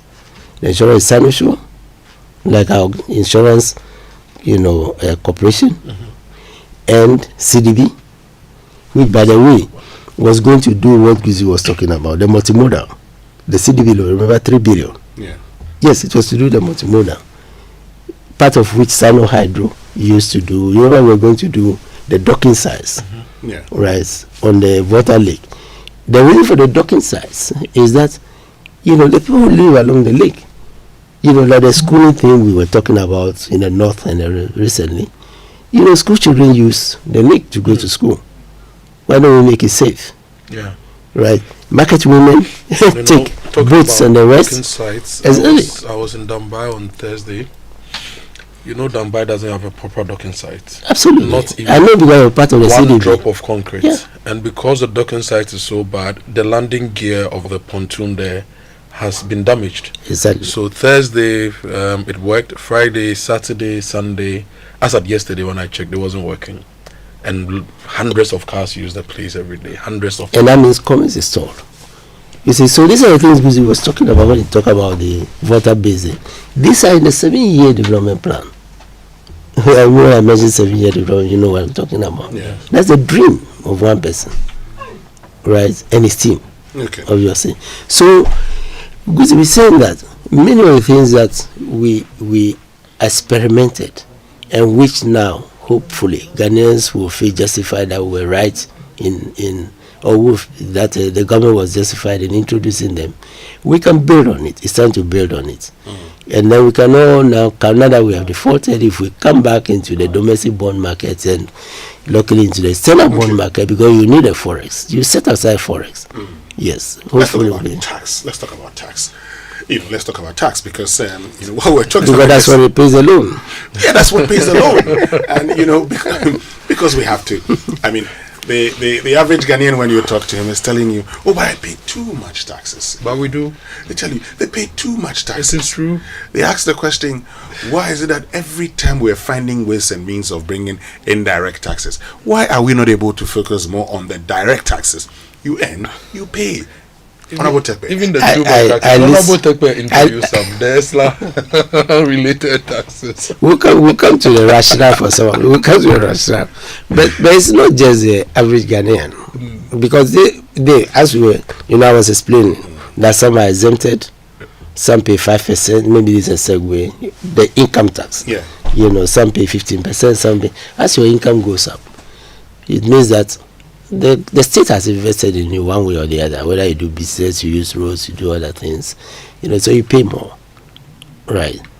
And I hear a particular professor, a good friend of mine, who is always on the government's case on taxes. So it's not just the average Ghanaian, Boateng and others. They talk about these things. They talk about everything. They say. So let's go to tax. In fact, there was a major tax cleanup, which you call reform, under the Economic Recovery Program, or the ERP, or the SAP, Structural Adjustment Program, because it had a structural element. The thing with the IMF program is that there's a structural element. That's why you have the structural benchmarks, and those often relate to the discipline in the real sector, energy data. So there's a structural, because they are the structural part of the economy. So the long and short, the taxes were so proliferating all over the place, at the point we had super sales tax. What's a super sales tax? Is it the consumption? That's what VAT replaced principally. Is it the consumption tax? Because we're using it to punish consumption. We're doing to So what's the role of that? What's the difference with excise, which is a punitive tax? So the major rationalization was done actually between 1996, right? There were earlier. The design was 1983 when we launched the ERP, Dr. Boateng. So by 1984, the National Revenue Secretariat was established. I joined in 1986 after National Service. And let me try to take it in two parts and try and simplify. The policy part says that there are too many taxes all over the place. Let's try and rationalize it. So there were the primary taxes, or the pillars of the tax regime. Income tax. You earn income, you pay tax. Unless the government looks at some other consideration, low income, you are exempted. Still low income, you pay 5%. Middle income, 15%. Then we go to the noble rich, and they pay more. Okay, as I was explaining. So that's the income tax. It's a tax on income. Once you start working, once you start doing business, and you earn profit, so it's either wages, salaries, profit, right? And when we talk about profit, is self-employed persons who incorporate, they pay corporate income tax. Those who don't incorporate pay the income tax like the employee. So that's the first pillar.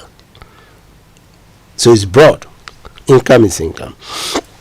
2, opposite of income is consumption. And that was the sales tax. And it was only on goods. But as the economy expanded, consumption is not only goods, there were services. So whilst customs were collecting the sales tax, IRS started, which is a direct tax institution, started collecting the service taxes. So even though it's an income tax institution, they had a database because customs was not big on the ground apart from, And that's expenditure. And it says that, yes, you may pay your income tax, but we need more money. So if you go and buy, a diary, if you go and buy anything, shoe, dresses, whatever, again, unless the item you are buying is exempted, for example, basic drugs, textbooks, and incentives, you pay the consumption tax. But the consumption tax was all over the place, and globally, right? The VAT was a thing that was streamlining the consumption taxes. Okay. Right. So again, like income tax, that's your broadest base. Okay. Now there are two other reasons why you impose consumption tax. You want to develop your local industry. And luckily we have a global example. Tariff. You want to develop, you want the business to come back to America, Trump is saying pay tariff. Because you cannot develop the American old-time industry and still allow China to bring in goods. So you put a wedge. Okay. Right. And so it's developing countries that used to have that so that we can develop, our own industry. You know what we're going to do? Just hold on that bit for me. I need to go for a quick break. When I return after these messages, we'll continue the conversation about the consumption tax. Because you have a good book on that, VAT in Africa, the Ghana experience. We'll talk more about that, but we need to understand ours. And someone just sent me a message that says that why have we imposed VAT on risk and compensation products like insurance? Yeah. And it's non-life. Yes, non-life. Yeah, non-life. You're also on record as saying that our tax system is a bit too complicated. It makes people run away from it. We should simplify it. I think when we come back, explain it, yes, let's see how simple it should be to enable all of us comply. We'll be right back after these messages.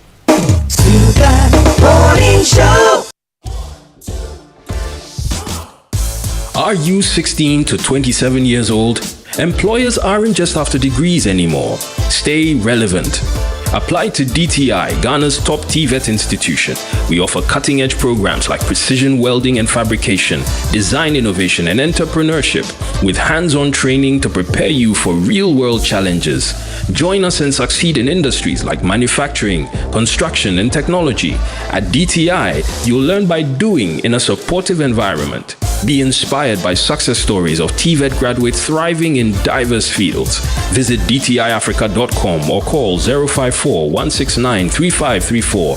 Pick up admissions forms at our campus in Mimpasem, East Legon. DTI, wired for jobs.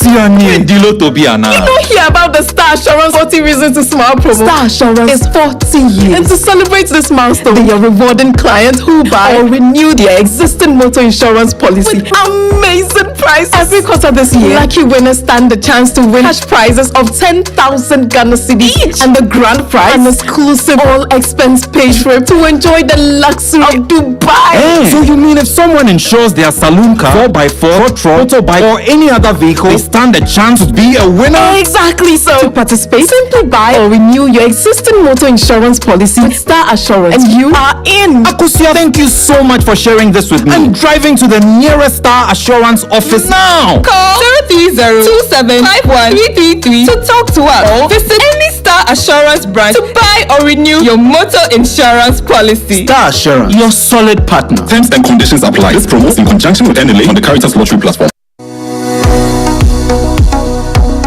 Do you want to study abroad? I present to you Astolinks International. They give professional advice on study visas to the USA, UK, Canada, Australia, New Zealand, Ireland, and other European nations. They also advise on visa applications, general travel, and other immigration services. Call them on 0537 152 118 or visit them at 4A Pawpaw Street in East Legon. For more information, check out astolinks.net. Astolinks, pathway for success. Hello, Ghana. It's a new year and Bills Microcredit is here to support your dreams. If you're not working but want to start a business, don't let money stop you. With just your Ghana card, you can get a loan to turn your ideas into reality. Already running a business? Need more capital? Or are you a salary worker looking for extra funds? Bills offers fast and easy loans with no collateral, no deposit, and no SUSI savings required. Wherever you are, whatever you need, Bills makes it happen. Call Bills Microcredit today. Call 0596 920 833 or 0302 200 390 and get started. Bills is licensed and regulated by the Bank of Ghana. Bills, financing your needs. Terms and conditions apply. Electroland CD are picky, meaning another gargantuan price drop on top of all our existing discounts on Samsung, TCL, Media, and Nasco Electronics. This now double promotion against the dollar. Soskets! The minute the CD appreciates with even a single digit, we continue to reduce prices. If the dollar drops today, we will reduce again today. Rush to our showrooms and authorized resellers across Ghana and pick your picky appliances now. Call 050-315-9739 for further information. Electroland, home of luxury and affordable appliances. Say donut. Hey,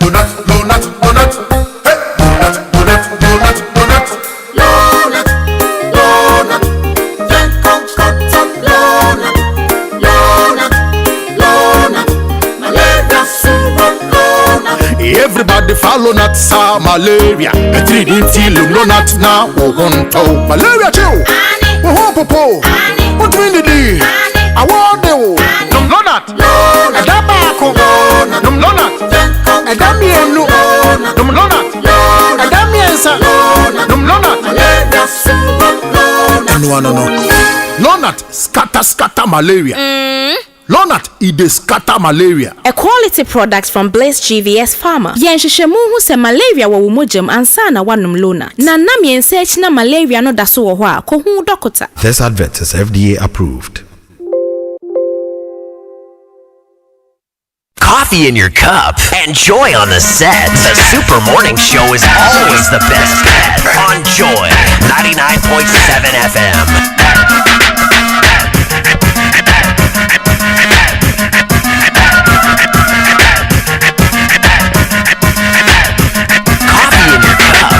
Joy on the set. The Super Morning Show is always the best bet on Joy 99.7 FM.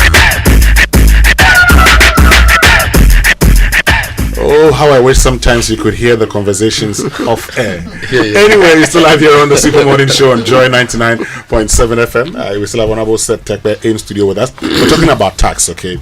And he will continue with that shortly. And we'll also get into a conversation about VAT. Okay. The value added tax in Africa, but the Ghana experience. Yes. Because this book talks about everything, but we cannot end the conversation on this book without talking about how we reform our VAT structure in itself. Yes. Okay, because people are complaining. If asked questions, why are we still paying COVID-19 levy? Well, we've been told that because of the complicated nature of our VAT system. Well, the man who understands VAT is here. He would explain the complicated nature of it here on the Super Morning Show. But you know what? You deserve a brand new car. Okay? You deserve a brand new car. And so VW Ghana is offering you the Vetus Highline Salon, the Tiguan Life SUV, and the Amarok pickup at used car prices. What is the pride? What's the pride in driving an old used car when you can purchase a brand new VW at the same price? Just think about it. You can now afford the much sought after Vetus with wireless Android Auto and Apple Car for navigations and entertainment, wireless charger, rear view camera, and many more at a cool starting price of 250,000. I beg you, this is brand new. It is not home use. Brand new, 250,000 Ghana cedis. You are not paying any taxes on it. Everything has been taken care of already. Because it's an incentive. Yes, it's an incentive. All you do. At the end of incentive, then the tax. And I like the fact that if you want to be like me, That guy is still talking about taxes. So. Of course. if you're going to be like me, you can actually go and sit down there. There's a tax attached to every, business behavior. At the end of it, I said there's a tax attached to every business behavior. Of course. That's not in doubt. Mr. Terkper doesn't want us to buy a brand new car without paying taxes. Oh no, it is an incentive. So you pay.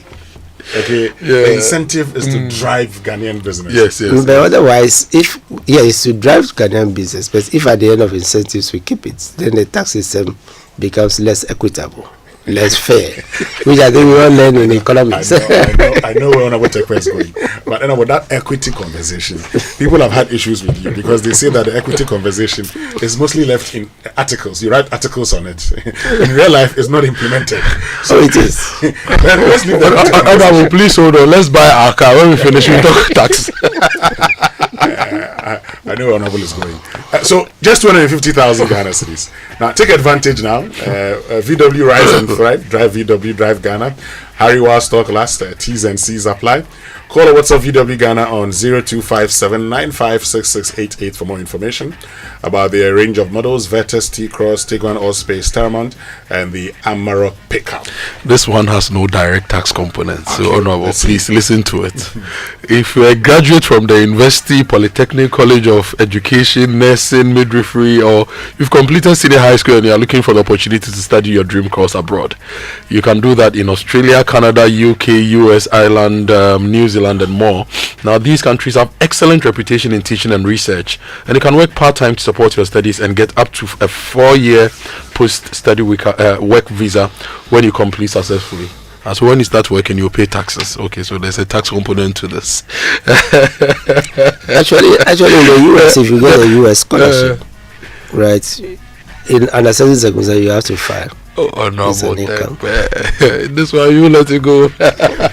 Tax is very crucial. Now, application for September 2025 is ongoing. Contact Astolinks to get information about admission, scholarship, as well as how you can secure your visa. They are located at 4A Popo Street. That is Astolinks. They are located at 4A Popo Street, East Legon. Call Astolinks on 026-534-1070 or visit their website astolinks.net. Astolinks Pathway for success. And Kingdom Books and Stationery Limited, your number one supplier of quality office essentials, equipment, and also furniture at affordable prices, has introduced an online store for your shopping convenience. So this will mean now that you can simply go online, log into your kingdomstoreonline.com and pay without physically coming to any of the branches. It's hassle-free, and they will definitely arrange some deliveries to your home and offices within a reasonable time. So there's offer for delivery within Accra and Tema, and they equally accept payments via Momo across all networks. Terms and conditions do apply. At Kingdom, quality and affordability is the hallmark. So looking for a smarter, more secure and eco-friendly way to stay connected? It's time to live seamlessly with MTN's eSIM. Enjoy the ultimate convenience of multiple numbers on one phone, switching seamlessly without swapping SIM cards, and activated instantly from your phone on my MTN app. You can experience enhanced security with an embedded eSIM that can't be stolen or damaged. Plus, you get to play your part in contributing to a greener planet. So just dial *#06# to check your phone's eligibility and download my MTN app to go seamless with MTN eSIM today. If you have more inquiries, kindly call 100 or contact us on any of our digital channels. And I was just going to, of course, if you're joining us now, the former Finance Minister, Seth Terkper, is our guest. I was just going to bring up some questions that were coming up in my WhatsApp inbox. A lot of people enjoying the conversation, and they seem to be concerned also about some of the recent interventions that we've seen. For instance, the amendment of the sustainability levy. There's a question on it for Honorable Seth Terkper as to whether or not you feel it should be reactivated, the 1 cedi on petroleum products. Probably you might want to answer that, and also your take on the question I was asking earlier about the financing gap for the 24-hour economy. Pledges, we understand, are somewhere around 2 billion so far. Government is committing a seed fund of about 300 million. That would simply leave us with a gap. I don't know if you have any quick takes on that. There's usually a gap, when you are doing, public finance. And as I said earlier, one of the ways that one way we found a way around this, and it's not new, but we just sort of enhance the principle, is government could stick to the core public elements of the infrastructure. And as Guzi hinted, let the private sector, make money and pay taxes. Right? So they then, especially now that our credit rating is now going up, but it was very terrible. But there are businesses with good credit ratings, international ratings, and not necessarily international businesses, but local businesses who can take a concession and build a warehouse. I think there are a lot of Ghanaian businesses that can build a warehouse. So unlike the old model where you look at the airport and it is everything about it is government and civil aviation, or airport company is the one in charge of them. I give an example. When we were doing the port expansion, we limited the public exposure, me and you, our tax exposure, right, to the core, infrastructure. Then when it came to container depots, when it comes to an airport is a port, just like a seaport. So when it comes to those elements, allow private sector, including Ghanaians, to take concessions and build those. And, in many cases, they run it better in a way because they have invested. And so they take the risk, which we're talking about. So and that's why I'm happy at the traffic that, Terminal 3, is bringing in two respects. Terminal 3, and I stand for correction, I always say that, it's likely to be bringing in more jobs than Terminal 1 and 2 put together. Sure. Right. If you look at the such that even now there was an announcement that, airport companies will go back and use, Terminal 2 for some of the international flights. So private sector works. Port handling and all those things. For many years, I think that goes back to the ERP SAP, privatization. Cargo handling is being done by private, businesses. I mean, even the vehicles you take from where it doesn't come to, the plane doesn't come to dock, So I think so that these are some of the examples, which you could leverage, private sector financing, to fill in. Okay. Yeah. and there are a lot of questions about tax, levy, the levies and all of that. Yeah. Let me finish the four structures and I'll come to levies. Okay, please go ahead. Yes. So we spoke about import duty with income tax and the VAT, which replaced all those consumption taxes. Too many of them. We rationalized it. By the way, there was a time when the corporate tax rates distinguished between financial sector and non-financial sector and others. All these were rationalized. The last one is excise, the core. Excise, as we call it, is also called a sin tax. Alcohol, tobacco, petroleum, fuel. So again, that's one of the issues which I took. If you are introducing the levy for a specific purpose, don't say that there is no environmental tax. Ghana has had environmental tax on fuel for a very long time. As part of the rationalization, Ghana was among the first countries to introduce the special excise, on petroleum. Excuse me. Now, these taxes stabilize your tax regime. You can see that they are very broad-based, especially the income tax and the consumption tax. And that's why you should interfere less with those two in particular. Right? Because the other two are targeted. You import, you pay. So we should improve administration of those. You consume alcohol, tobacco, petrol, you pay. Right? But the income tax and the VAT, which replace the sales and service taxes, we should keep it as simple and let it operate, without one interfering too much. For example, with exemptions and others, we can do tax credit, which was, and two, reintroducing some of the levies and small taxes, that was cleaned by the VAT. So when the rationalization was done, there were two levies. Actually, two levies. Let's excuse me, which is the financial, sector levy or national stabilization levy, fiscal stabilization levy, and then the temporary import duty. And those actually came in, if you observed, anytime we went into an IMF program. Otherwise, because in a depression, when the economy goes down, your revenues are not coming in as much as possible, right? So you introduce those two, and usually they had sunset clauses. That's where the expression came from. At the end of the fund program, they went away. You could even be reducing them as you stabilize the economy over the 3-year period. So those were the levies with a specific purpose of having them. Otherwise, your whole austerity will fall on expenditure. Cut. Right. So a little levy. And they were chosen usually for the sectors that even though there was a problem, those sectors were benefited. A very good example, which is why you may justify the COVID levy. I would have probably called it, what's the name of it? How would you have called it? During the COVID, everybody was at home. Yes. And that's when, doing meetings online and other virtual levy and whatever. You probably would have called it a virtual levy. Yeah, because if you targeted it, that was the sector that was benefiting.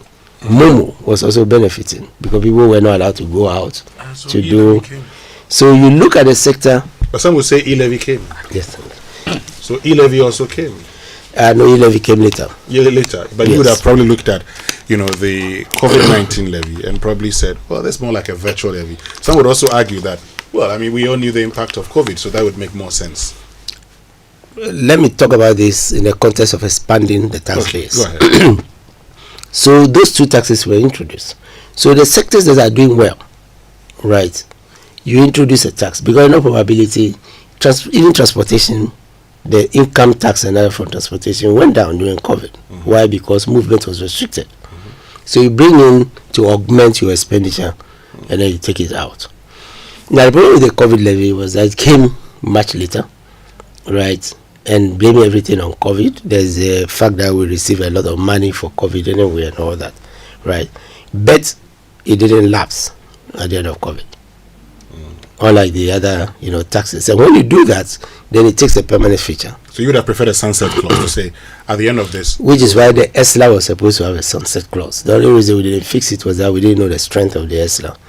But it was gauged to be 3 to 5 years. And if you look at the flows, within 3 to 5 years, we should have cleared the energy sector debt, which it was targeting, and cleared the contracts because we started paying the contractors and we started actually paying down the VRA debt was cleared, with ESLA for the Can we give a similar excuse to the former government that they didn't know the extent of COVID and the impact beyond that particular pandemic period? Go to the IMF. You said there were pre-existing conditions. I remember the fund, from early was asking Ghana to go. Even back then, remember that's when the World Bank, IMF, and others came together and did the debt suspension scheme, and we were urged. Yeah. It wasn't necessarily COVID, but it's because of our debt condition. Exactly. We were urged to go into the debt suspension. I recall that we rebuffed even the World Bank president when he made that suggestion. Let's get to the VAT. You've talked about the structure of it. Because we need to talk about the book that you've written. Briefly, what's wrong with that structure? How difficult is it to correct? When we introduced first we introduced the GET fund. The goal was to actually increase the VAT rate. Dr. Pepra was giving the history. He was the Minister for Finance, right? It was difficult, Kumi Preko and all that. So the decision was made that it must be purposeful if the VAT rate was going to be increased, and therefore dedicate the flows, to education. Right? President Kufuor's term came and they had to also increase the VAT to the optimal 15 or 17.5. So again, the only way it could be done, given the VAT history, and all that, which is this time the MPP, right, was to dedicate it to health. But you see, by the distinction between taking them out as straight levies, right, which was done, is that you deny them the input as credit. Right. So the NHIL law and the get fund law defined those levies as though they were VAT. So they were collected at a rate. And that is why you send a formula to Parliament for those two, earmarked, for Parliament to determine the distribution, just like DSCF and other. Yes. But in all probability, it's VAT. And you get a credit, you get a refund. Yeah. Just like the mainstream VAT. What has changed? So what changed was removing it and making a straight levy. In the case of levies, you don't get credit. Yeah. You know, the example, you buy a camera and all those things, you know, screens, you know, for the studio. You are not a consumer. It's a consumption tax, remember? Yeah. You are a business. So you paid VAT. And then when you do adverts, you charge VAT. Right? But you have added your cost, your profit and others to determine the price of the advert. The VAT is just additional. Right? So you are giving a credit for the VAT you paid on the input. This is the strength of VAT. So you don't add the VAT to cost. Once you remove it and make it a levy, all levies, excise, everything, go back into the as cost before you calculate the VAT. How difficult is it to change the current system? How difficult is it? No, we have to change it over time.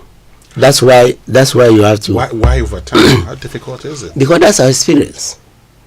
When a VAT was introduced, remember it was sweeping, right? And because it was sweeping, touching goods and services that were not previously in the scheme. Retail was not. When it spoke about the sales tax, it ended at the manufacturing level. It left our wholesale, left our retail. So it was felt that this tax is just too pervasive.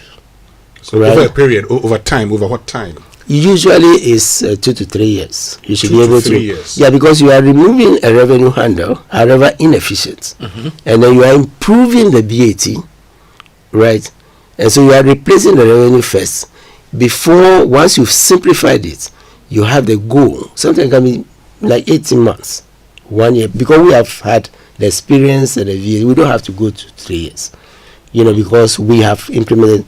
The problem again is that we did customs automation. Yes. But we stopped from 2017 to do the domestic tax automation, which is ITAS.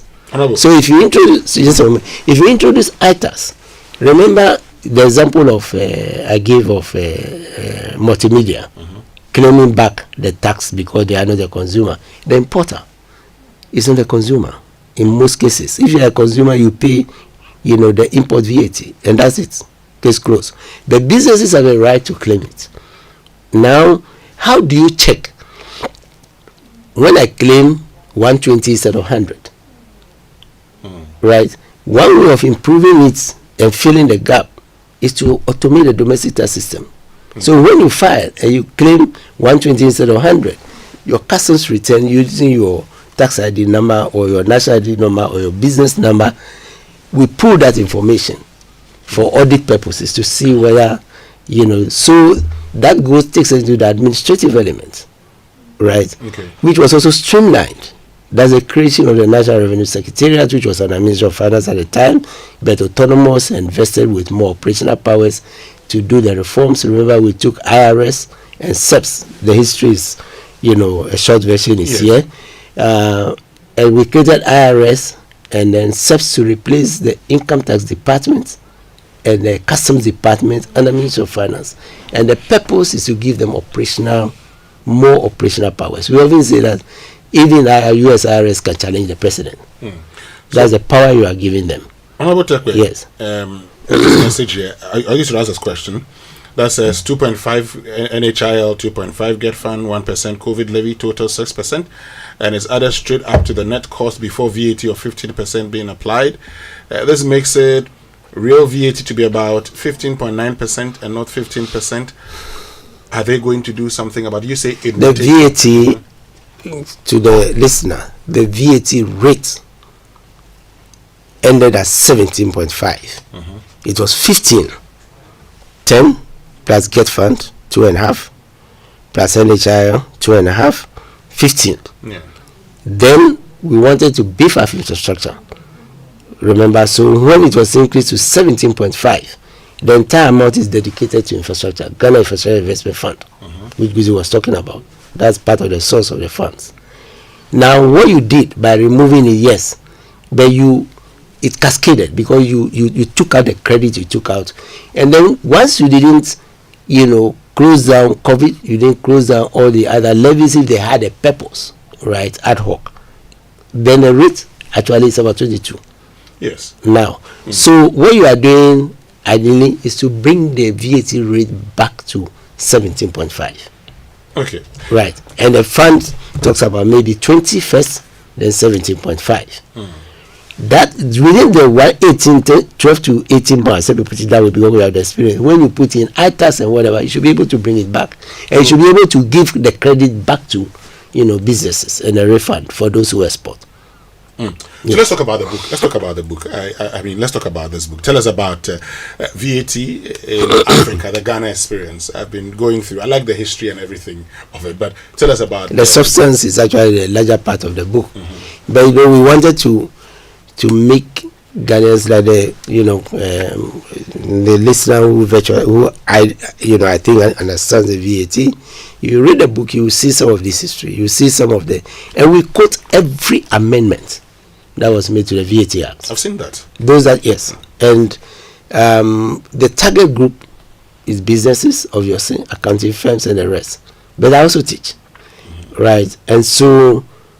Because it might be used as a textbook, that's why we go to the pain of reproducing, because at the time for one semester, you don't see those exemptions and those amendment laws and the rest, and they'll stop printing them.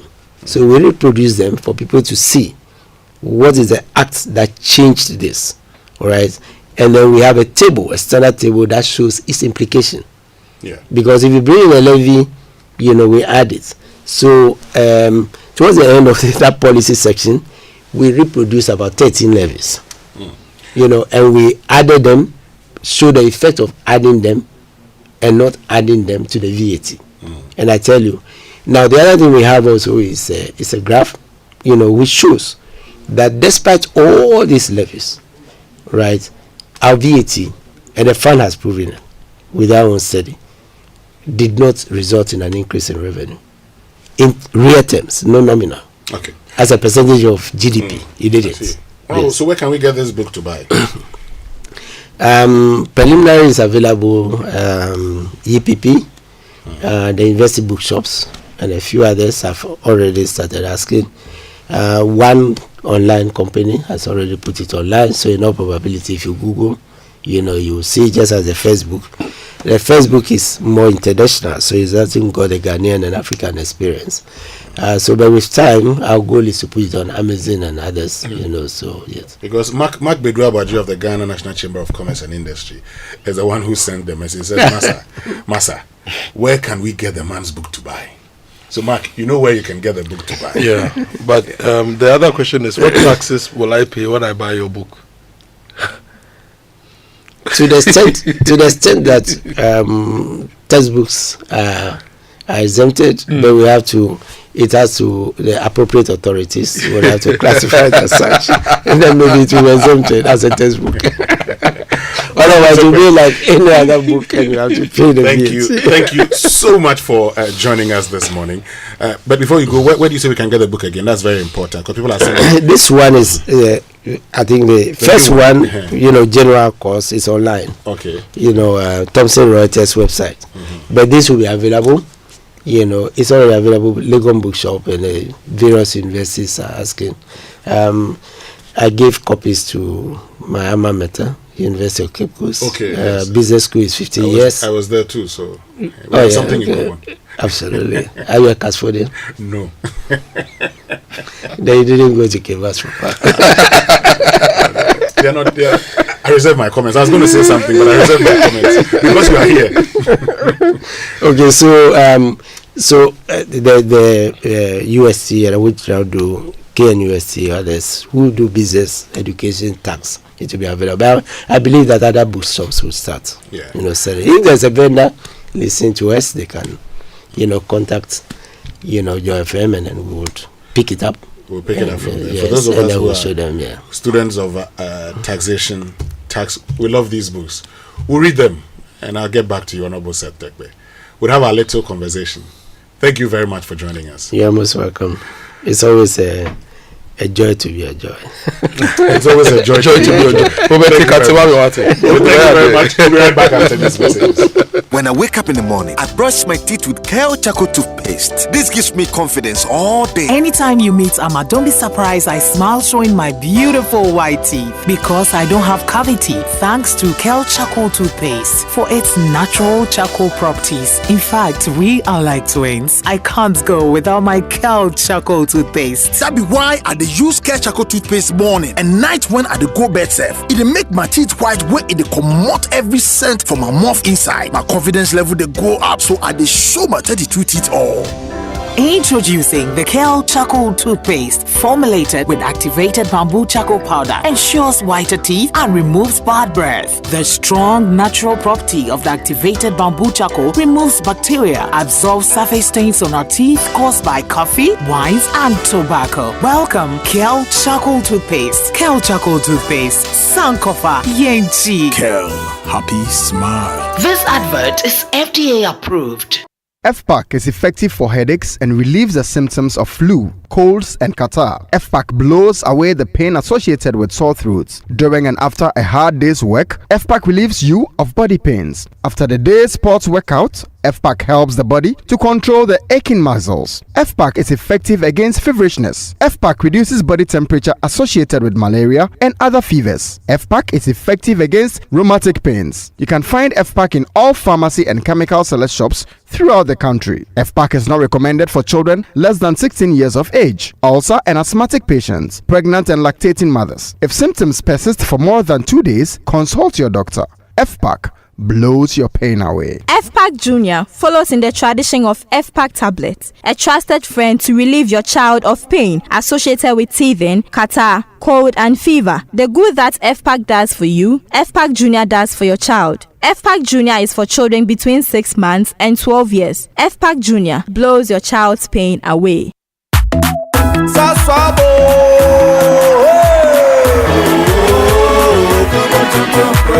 Sasso, sasso, si come tonton preko. Sasso, sasso, si come tonton preko. Edrana dwami ne buseshe. Ye hokesia ne malaria. Minya me pone me sasso spray. Every mosquito study run away. Tonton preko, sasso sasso, mi se come tonton preko. Come tonton preko, sasso, come tonton preko. Nani sham ne die, demo stronko. This advert is FDA approved.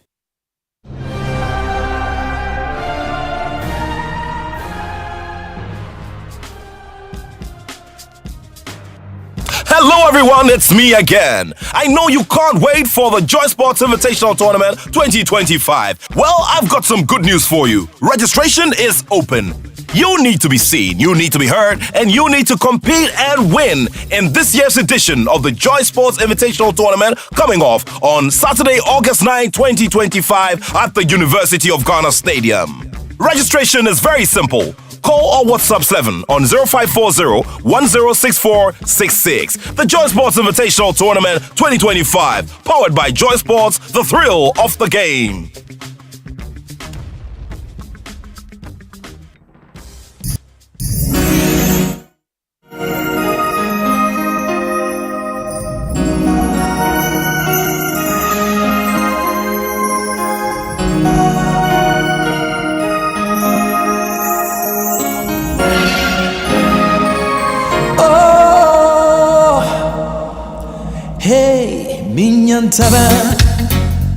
Minyantaba, anka metuma kodonchi. Na wanting you. Minyantaba, anka metu tise abrono mao. Metuma kodonchi. Obahima, onuno nima grodi. Open friend of my miwai. Obahima, onuno nim diama kumape. Be friend of my meal. Minyantaba, come to my kodonchi. Now what do you? Minyantabanga metu tise abrono mao. Metu makodonche.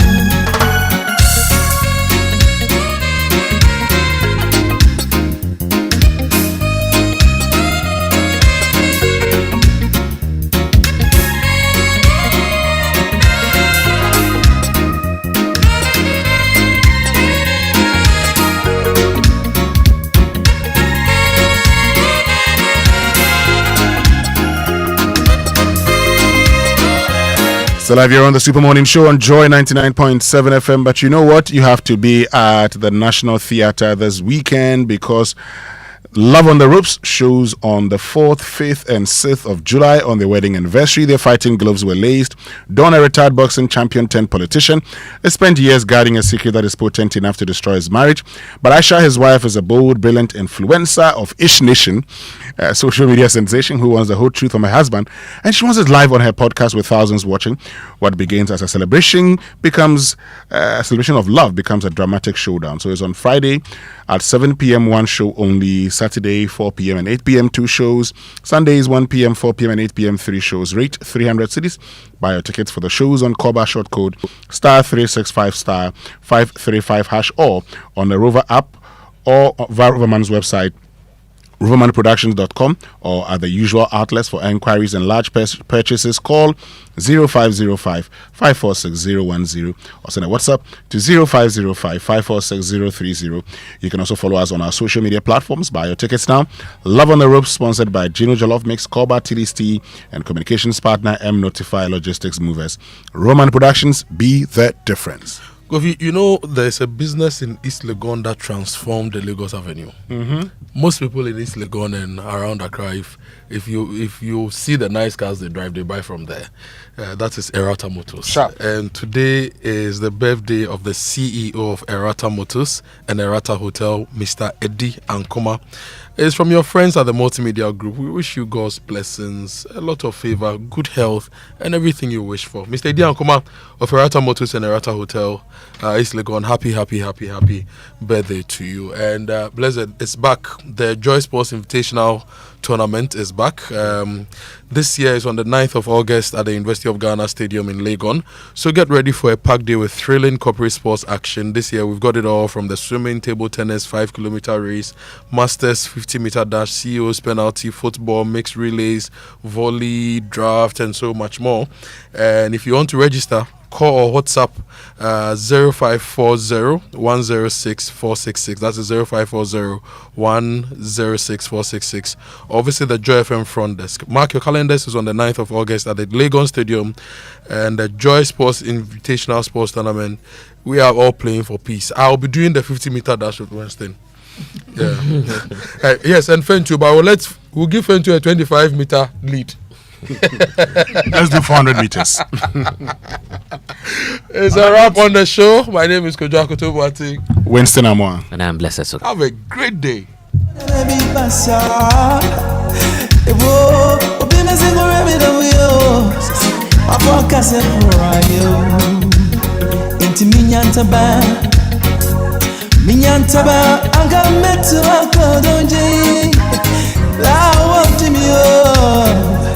Minyantaba kametu tisanu mapeti bre Meti makodo jenyu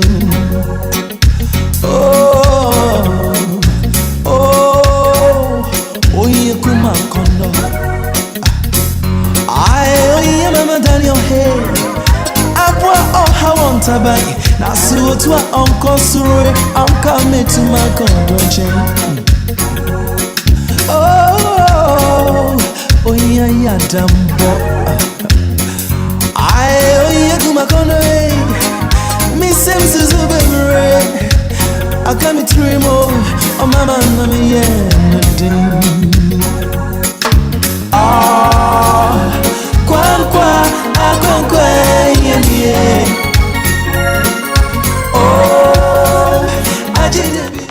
10 o'clock. Good morning and welcome to the Joe Headline News at 10 with me, Semefa Pesu. For us, you don't need to tell you our enduring democracy, the peace, the unity. You heard there the General Superintendent of the Assemblies of God Church, Reverend Stephen Wengham, leading the National Thanksgiving Day as the nation marks 65 Republic Day.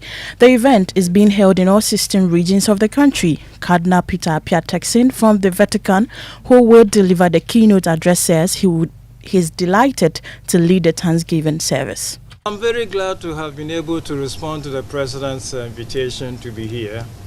So it's very much, ad rem, the need for all of